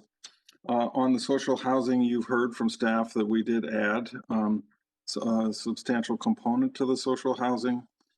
So it's now about 330, the equivalent of roughly 330 units on site. And again, just to remind council that in this case, the developer's obligation on the social housing is to turn that over to us, one in the form of a turnkey built building, another in the form of a dirt site. But it's up to this council to set the actual affordability limits within those. And that'll be a subsequent action coming back to you. I just wanted to note too that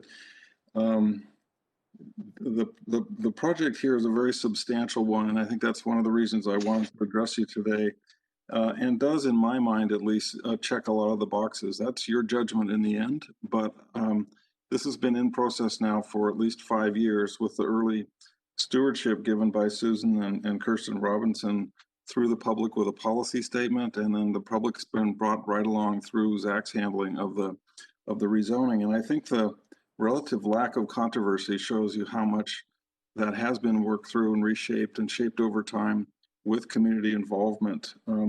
It is a large project and it is a phased project, but do consider that it provides a real mix of housing for a mix of incomes.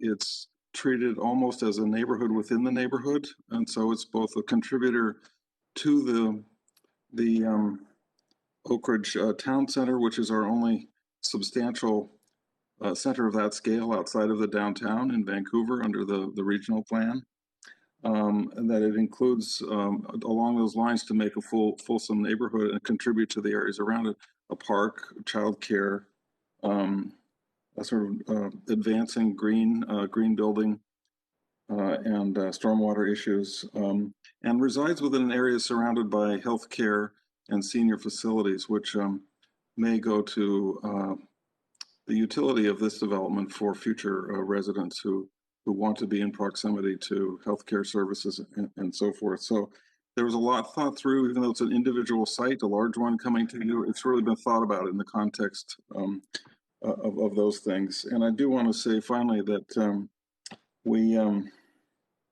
we took the development group to task here. And so while there was some testimony that though there must be more juice in the orange, more affordability, I can say, having been involved in that CAC negotiation, that we've put a full press on this one, and I don't know if there's a lot more there. So I just wanted you to consider that in the context of everything you heard from Zach and staff and the applicant, that when I step back and look at this one, this delivers on a whole lot of the current council's goals, even though it was initiated under a prior council. So I'll stop there. Just wanted to lend you my perspective on that. Thank you. Thanks so much. So we'll go to questions from councillors. We have Councillor Dejanova, Swanson, and Kirby-Yung on the question queue. Questions to staff, Councillor Dejanova, up to 5 minutes. Thanks so much, Mr. Mayor. And I will hold my thanks for staff until the comments, because I do feel this has been very thorough. However, some of the speakers had noted and asked council to make some considerations, and understanding this is a public hearing, and it really is make it or break it for some projects, depending on what council decides. It would send them right back to the drawing board. I was hoping that Mr. Kelly, you or one of your staff might be able to answer the question that was posed last night that I'm interested in understanding, which is a little bit more about the childcare space, and if there would be consideration, if the city has any oversight in having consideration for what type of childcare providers. Is it nonprofits? Is it privately operated childcare operators? But also, is there an opportunity to look at sort of expanded hour childcare? Is that something that staff is already considering? You don't need an amendment to do that. Yeah, let me ask Susan Haid to address that question. I believe there's someone as well on from ACCS who's been involved in that component of the project. Thank you very much. Yeah, thanks, Gil. And actually, Yvonne He from Arts, Culture, Community Services, who's done extensive work on the childcare aspects, back to the policy statement. So Yvonne is here to answer your questions. Hi, Yvonne He, ACCS on the childcare team. Thanks for your question. Sharon's comments yesterday about preschool are really true. There is a lot of oversupply of preschool in a lot of the city. What we've done in the last few years is, at the operator selection process, we've asked for proposals from potential operators for the space to be a flex space that meets the immediate needs of the community. As a result of that, some of our preschools in city-owned facilities have become full day care for 3 to 5 year olds, school age care, space for parenting and tot programs, or drop-in space. What we can do is, in an upcoming operator selection, look at adding an additional weighted criteria for consideration of extended hour care. We do need to leave it up to the operator to determine and provide us rationale for whether or not there is a demand in the area that they see, and if their program can sustain the additional risk and cost of additional staffing, under enrollment, things like that. But that's certainly something we can consider in an upcoming operator selection process. Councillor Dejanova. My apologies, I was double muted there. Okay. Thank you very much. But right now, it wouldn't be the appropriate time to put forward any type of stipulation or amendment that would require that. That may just be too onerous. Is that what I'm hearing?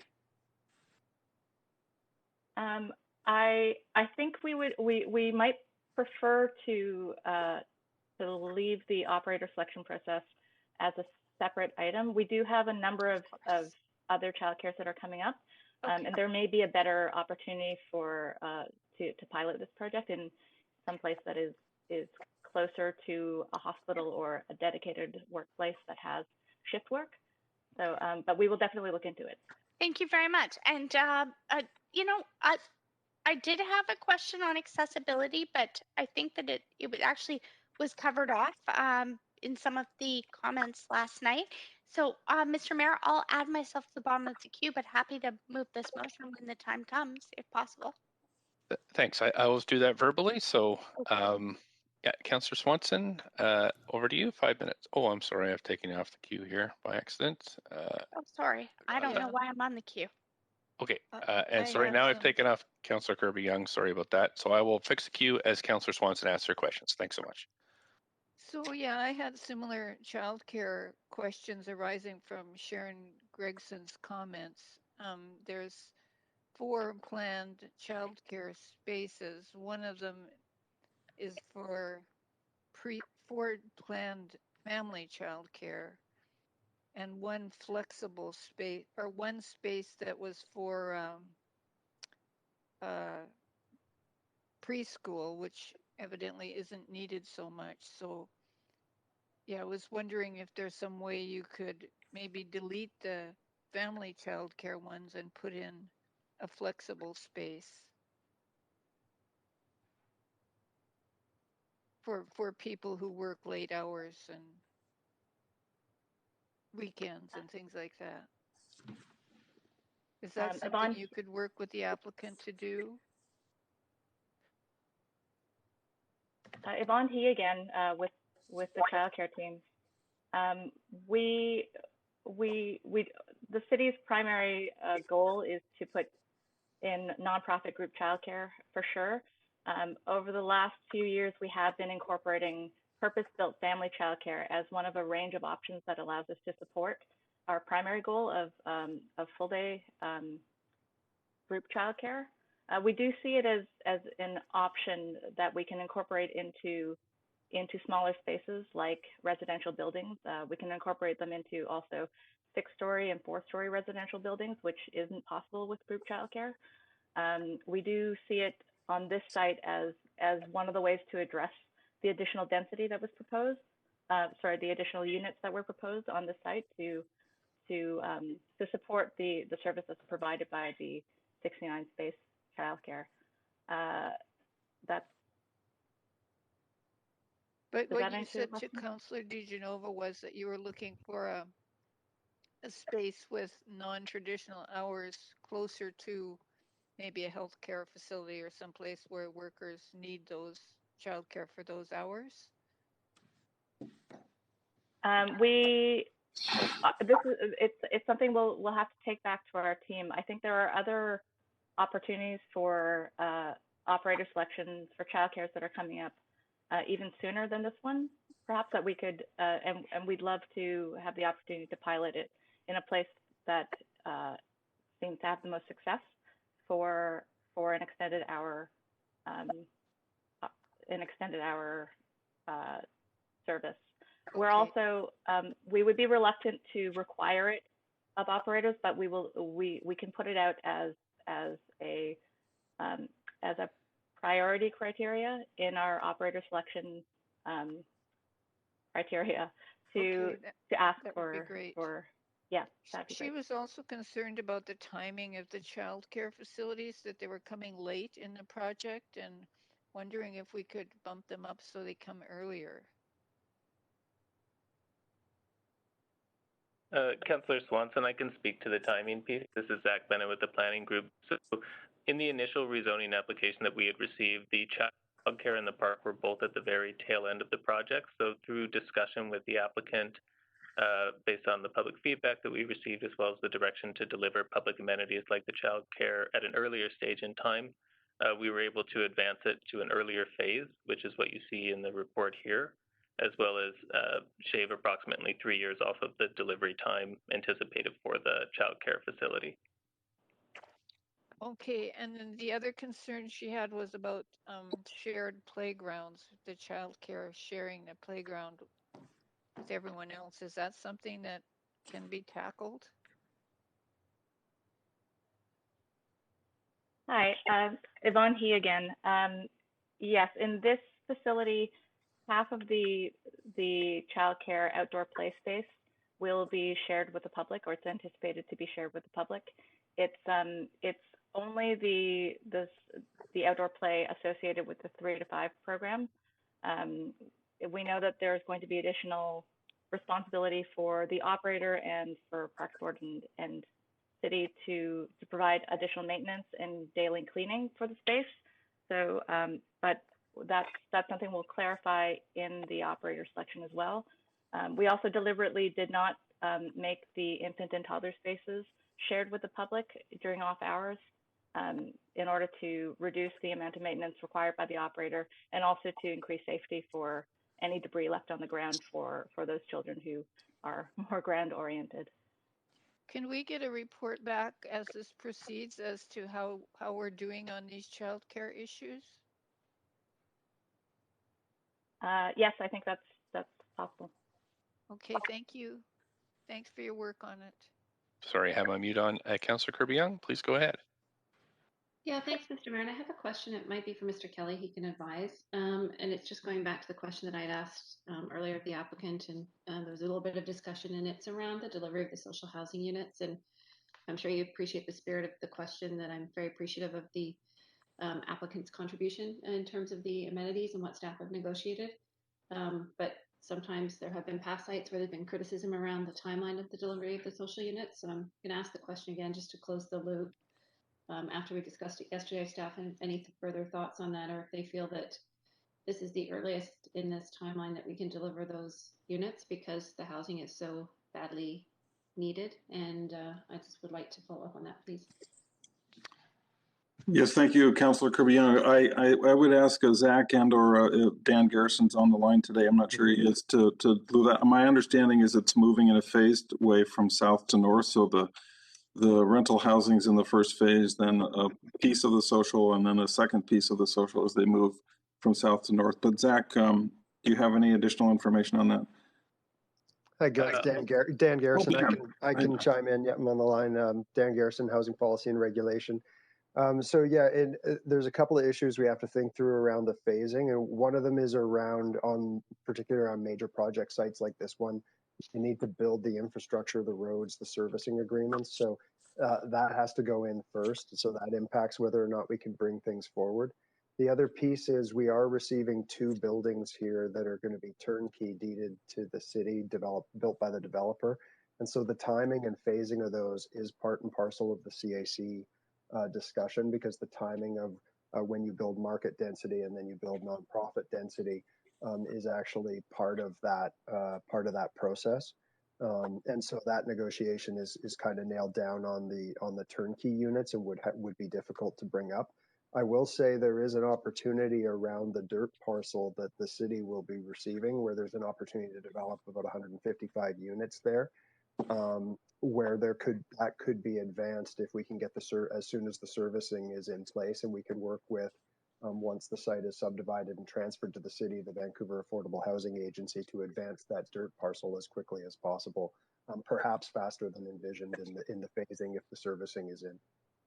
And follow up on that, and I think that's really helpful. Is that work that, again, answer to the question earlier, that staff can do as part of this process without requiring an amendment or kind of request from council? Yeah, I think that's something that staff can take away. And I think that, in fact, a dirt parcel in a quality location at a site like this is something that I'm sure the housing agency would be very eager to move forward as quickly as they possibly can. Yeah. Okay.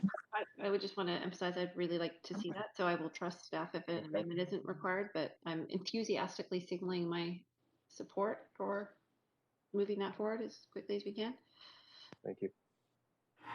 Mr. Kelly, were you going to add something? Well, just if there's any reason that we need to amend something to accelerate that, we will certainly bring it back to council. It's in our interest to do that, but we don't see anything right now that would require us to have council take an action to accelerate that piece on the dirt site that will become city ownership. Okay, but what I hear just as a final summary then in staff comments is that you are equally as enthusiastic as I'm expressing in terms of moving that forward as quickly as functionally possible. We are indeed. Okay, thank you. Thanks so much. Councillor Carr next. Yes. Up to 5. Yep. Thanks, Mr. Mayor. As you probably would guess, I'm very interested in knowing really what specifically has changed between the first application that we considered and this one on especially the green elements to it. I understand about the new public park. That's awesome.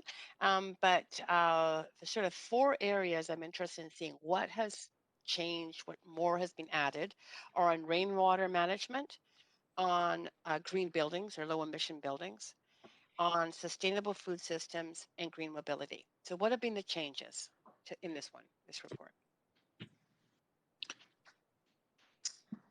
Hi, Councillor Carr. This is Zach Bennett with the Planning Department. So in relation to the July motion that Senator referred to staff, we evaluated the proposal that Modern Green had put before us for the Oakridge Transit Center site, and we compared it in more detail against the climate emergency response, working with our sustainability colleagues, and really evaluating it in tandem with the 6 big moves as well as the accelerated actions that were included in the climate emergency response.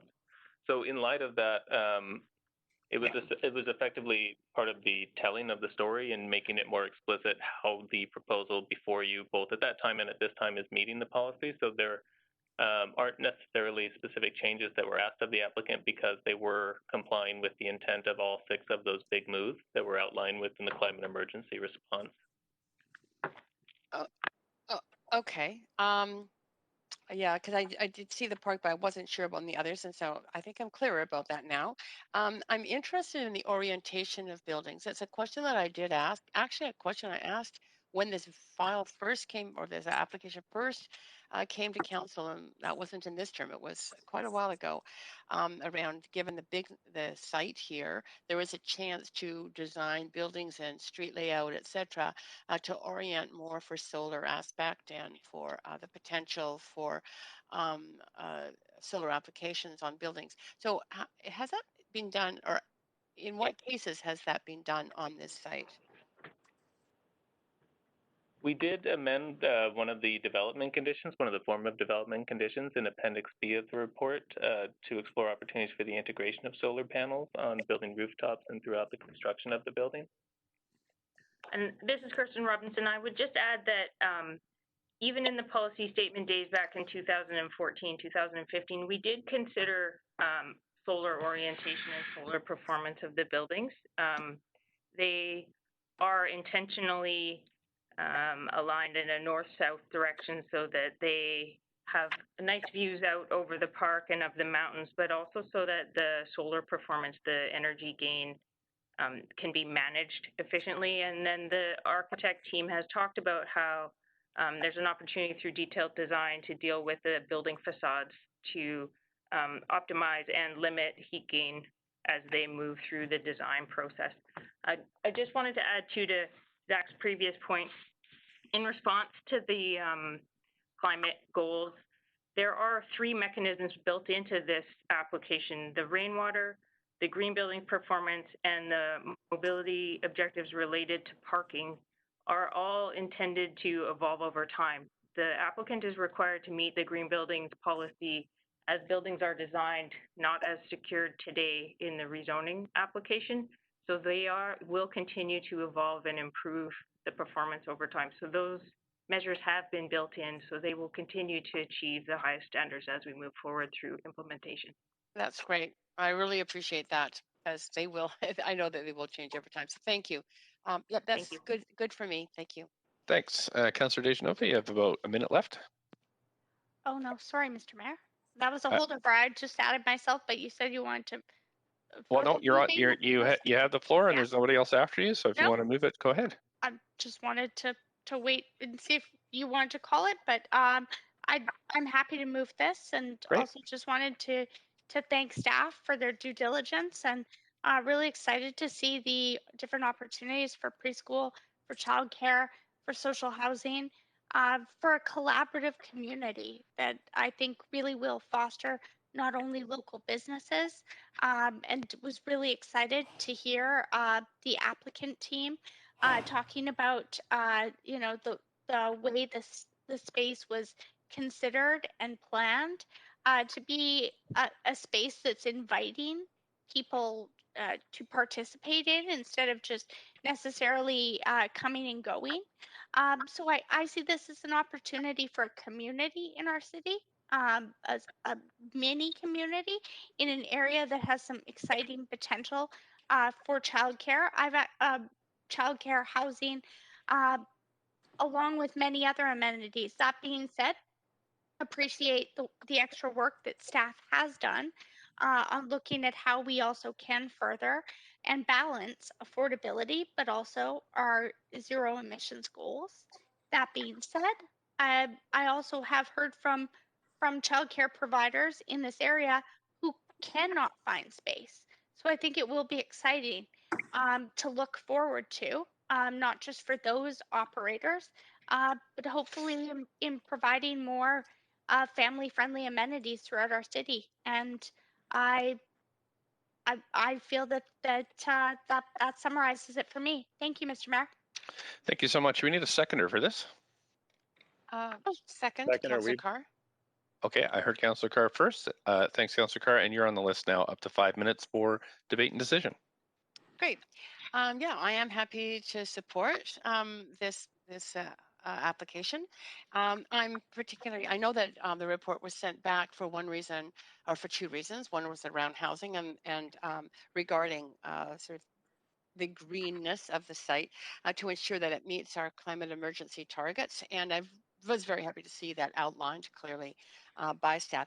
Now, I think probably the most important one to me is recognizing, and it was stated clearly in answer to one of my questions by staff, that that it's not just meeting targets now, but it is intended to meet targets as they evolve. And we know our targets are evolving, especially around green buildings. And this development is a very long-term development. So I'm very happy to see that incorporated into it. I'm particularly happy just to see its kind of holistic approach to being a sustainable site in terms of the rainwater, in terms of the buildings, in terms of transit and active transportation, in particular, and access to transit, and in terms of the sustainable food systems, which you don't often see sort of the comprehensive approach in terms of a development. So it is for those reasons that I'm happy to lend my vote to this. Thanks so much. Who have we got next? It's Councillor Swanson. Go ahead, Councillor Swanson. Yeah, thanks. Well, I wish we would have been able to keep this land in the public domain, but we weren't.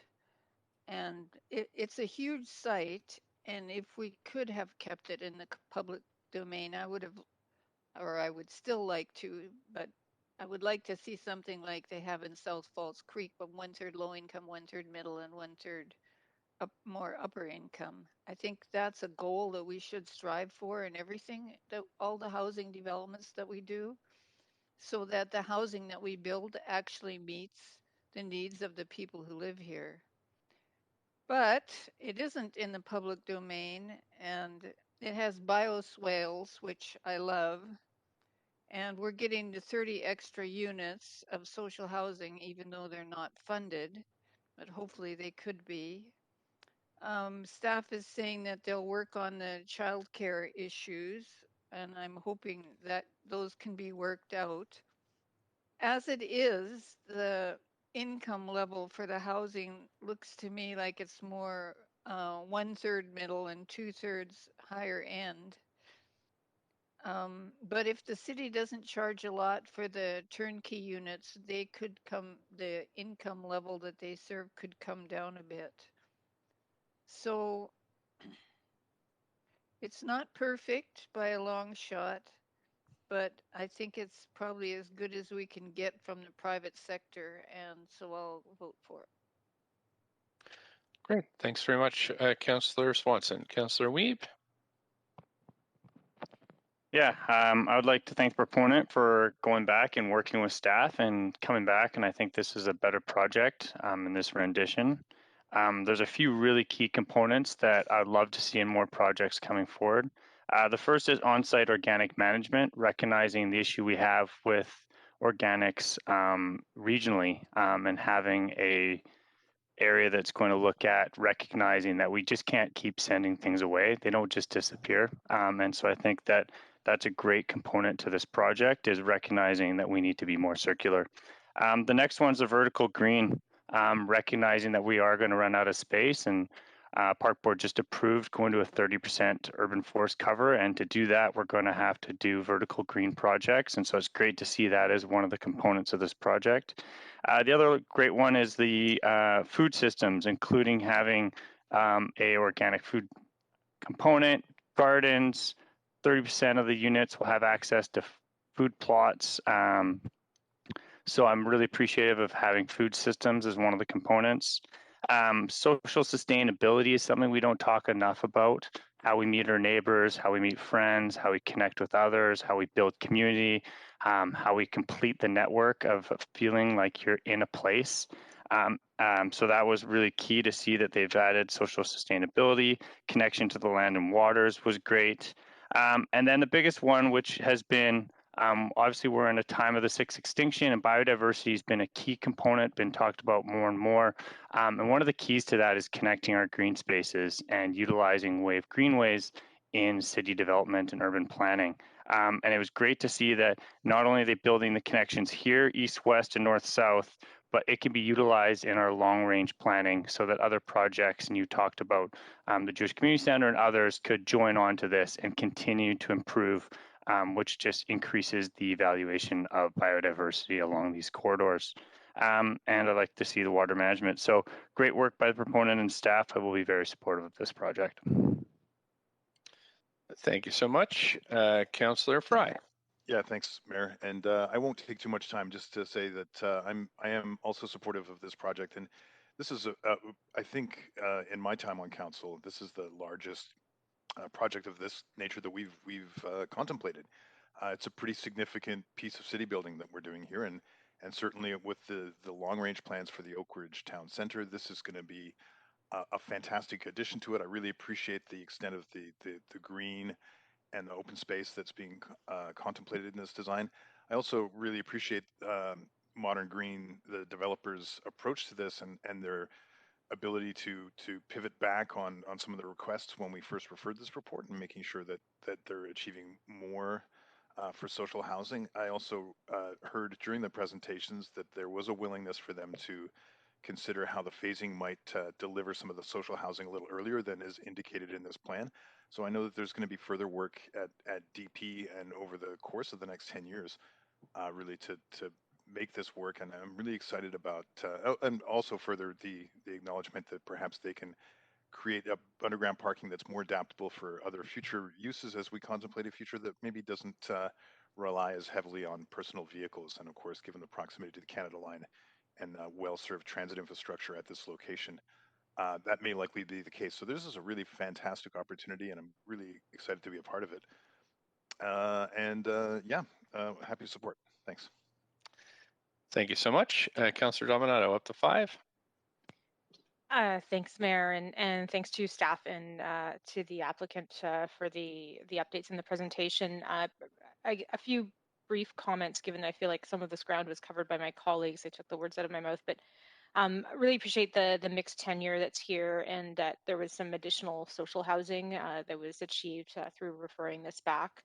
And so that's, I think, a highlight for me. But I'm also particularly enthused by the focus on the public realm. And I think that speaks to the point around Councillor Wiebe was trying to make about the social connectedness and how important that is to city building, is that we're not just talking about buildings, we're talking about people and homes and where people live and they thrive and they connect. And so I really appreciated that attention to the space making and places where people gather. I also really appreciate and value the attention around the green infrastructure. And I also was taken by the vertical green. Funny enough, I had actually been looking at the Milan buildings a few months ago prior to seeing this, and was really intrigued by that model. And I think it speaks volumes to how creative we can be in this day and age with buildings and development and urban living. And so really excited about that, as well as the attention to renewable materials being used in this development. So there's lots of other public benefits, but I'm not going to go through those in the interest of time. So happy to support this. Thank you. Thanks so much. Councillor Kirby-Yung. Thank you very much. Just had a couple of quick closing comments. And first of all, I just would like to thank the applicant for their receptivity to this process and Modern Green. I really appreciated their approach to this and coming back and enthusiasm for the project, which I think is contagious. For me, what really stands out here are a few sort of salient points I'll just hit on quickly. And that is 330 social housing units badly needed in terms of housing tenure and type, 135 market rental and 45 moderate income. And I think that is fantastic to see. But what's unique about it is that we're going to see that in an integrated community alongside the strata units. And I am a big proponent and a big fan of integrated communities. I think they make for much more diverse and rich communities when we can bring those together and not sort of have sites and sort of types of housing so delineated as has happened in the past. So really happy to see that. Appreciated the reference in the updated presentation we received from the applicant around the use of wood wherever possible and the intention to use that as a renewable material. So that was something that stood out for me.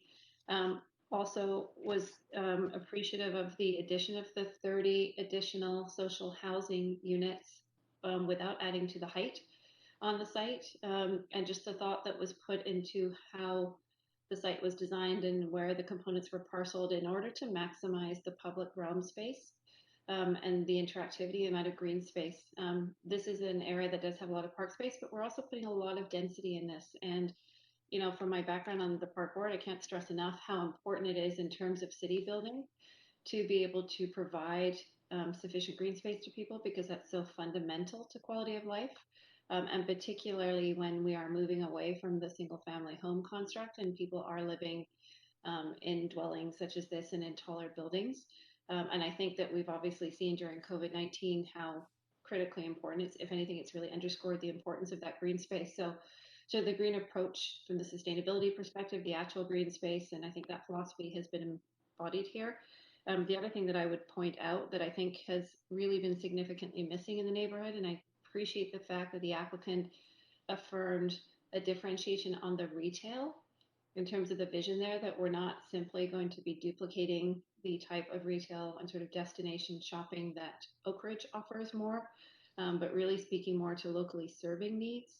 The smaller CRUs was referenced in terms of the ability to support mom and pop or small businesses, or just locally serving, which are those uses that people need every day, so they can truly have a complete community, because there's not a lot of point in putting people here and putting them near a transit hub if you don't have a coffee shop or a cafe, or you can't pick up some quick grocery items. And those are also spaces that allow people to come together and connect in their community. So a lot of positives there for me. Looking forward to seeing this move forward. I think I've expressed quite clearly my desire to make sure that we have sort of an expectation and our foot on the gas around timeliness of delivery for the social housing units as sort of that infrastructure build out and sort of the functionality the project allows to do that. So I appreciated the comments back from the applicant and staff. And all of that said, I will be happy to support it. Thank you. Thanks so much. That's it for the queue. I just want to say thanks to staff and the applicant for all this work, and I'll be voting to support this, and we'll call the vote now.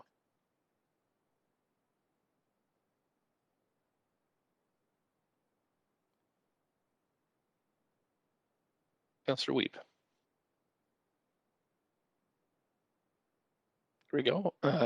Thanks. The vote is completed, and that passes with Councillor Hardwick in opposition. If the clerks can pull that up on screen, thanks, Council, for that work. Now I'm going to move on to the next item as we're closing in on 5 o'clock. We need to approve 2 bylaws as the subject to approval of item 2 on the, on the standing committee agenda. Please note that the bylaws reflect the amendments and direction of Council from, I guess, yesterday and are ready for enactment, or sorry, earlier today, ready for enactment. Someone like to move the motion to adopt the 2 bylaws? So moved. I'll Sorry. second. It's Councillor Dominato. Okay, Councillor Carr first, moves Councillor Dominato second. And I'm going to move us to a, it has been moved. I'm sorry, Councillor Dejanova, do you have any discussion of this? No, I can't take myself off the queue. Okay, sure. Problem? Point of information. You'd have to put yourself on the queue, Councillor. Yeah, there we go. Councillor Hardwick, go ahead. Sorry, I just wanted to confirm the bylaws that we're voting on right now. I know we have another large set of bylaws that are coming up as well. Could you just confirm the content of the bylaws that we're Sure. voting on right now? I can get the clerks perhaps to read the 2 bylaws. It is the clerk here, Mayor Stewart. If you could just give me a moment to pull them up. Sure thing. Yep. I'll stop your timer, Councillor Hardwick.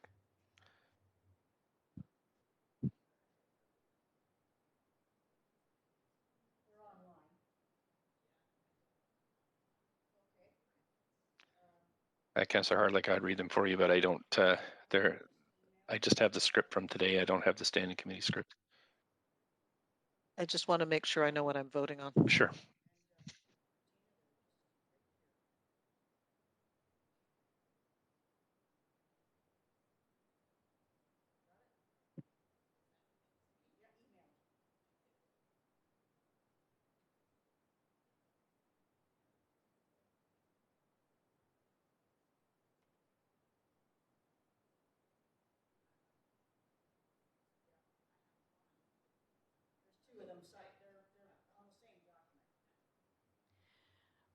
Mayor Stewart, it is the Yes. clerk here.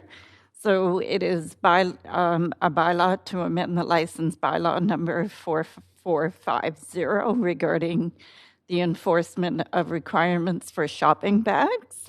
Right. And the second one, was there 2, Tina? Yeah. And the second one is the bylaw to amend license bylaw 4450 regarding the effective date of requirements for single-use beverage cups. Right. Okay. Councillor Hardwick, is that sufficient for you? Thank you very much. Appreciate it. No problem at all. Sorry, I'm just pull up my voting queue here. So, oops, and my script. 1 second. Okay. So, just looking at the queue, and I think Councillor Wiebe was next on the queue. I think I saw that there. Rats. There we go. Sorry, I don't see anybody else on the queue. So, Council, I can call just a verbal vote on this. All those in favor say yay. Yay. Yay. Opposed say nay. Okay, great. That passes. Thanks. We now I just need a motion to adjourn unless there's any other. Point of information? Councillor Dejanova? Parliamentary procedure? Sure. Mr. Mayor, do we not have notice of motion? We New do matters not. and other That is tomorrow. Oh, that's right. Okay. Very Wait, good. there's so many tail ends of meetings that we're finishing My up here. apologies. My apologies. I should have had the order correct. So No thank you problem. very much for noting that, and I'll be ready tomorrow. Okay, so clerks, just a reminder to everybody before we move to adjourn that tomorrow morning we come back to complete our council meeting at 9:30, and then we have an in-camera meeting from at 1 o'clock, and then we have a public hearing tomorrow evening at 6. Is that correct, clerks? That is correct, Mayor Stewart. Great. Okay, if everybody's clear on that, then we I just need a motion to adjourn. Motion to adjourn, please. Thank you, Councillor Hardwick.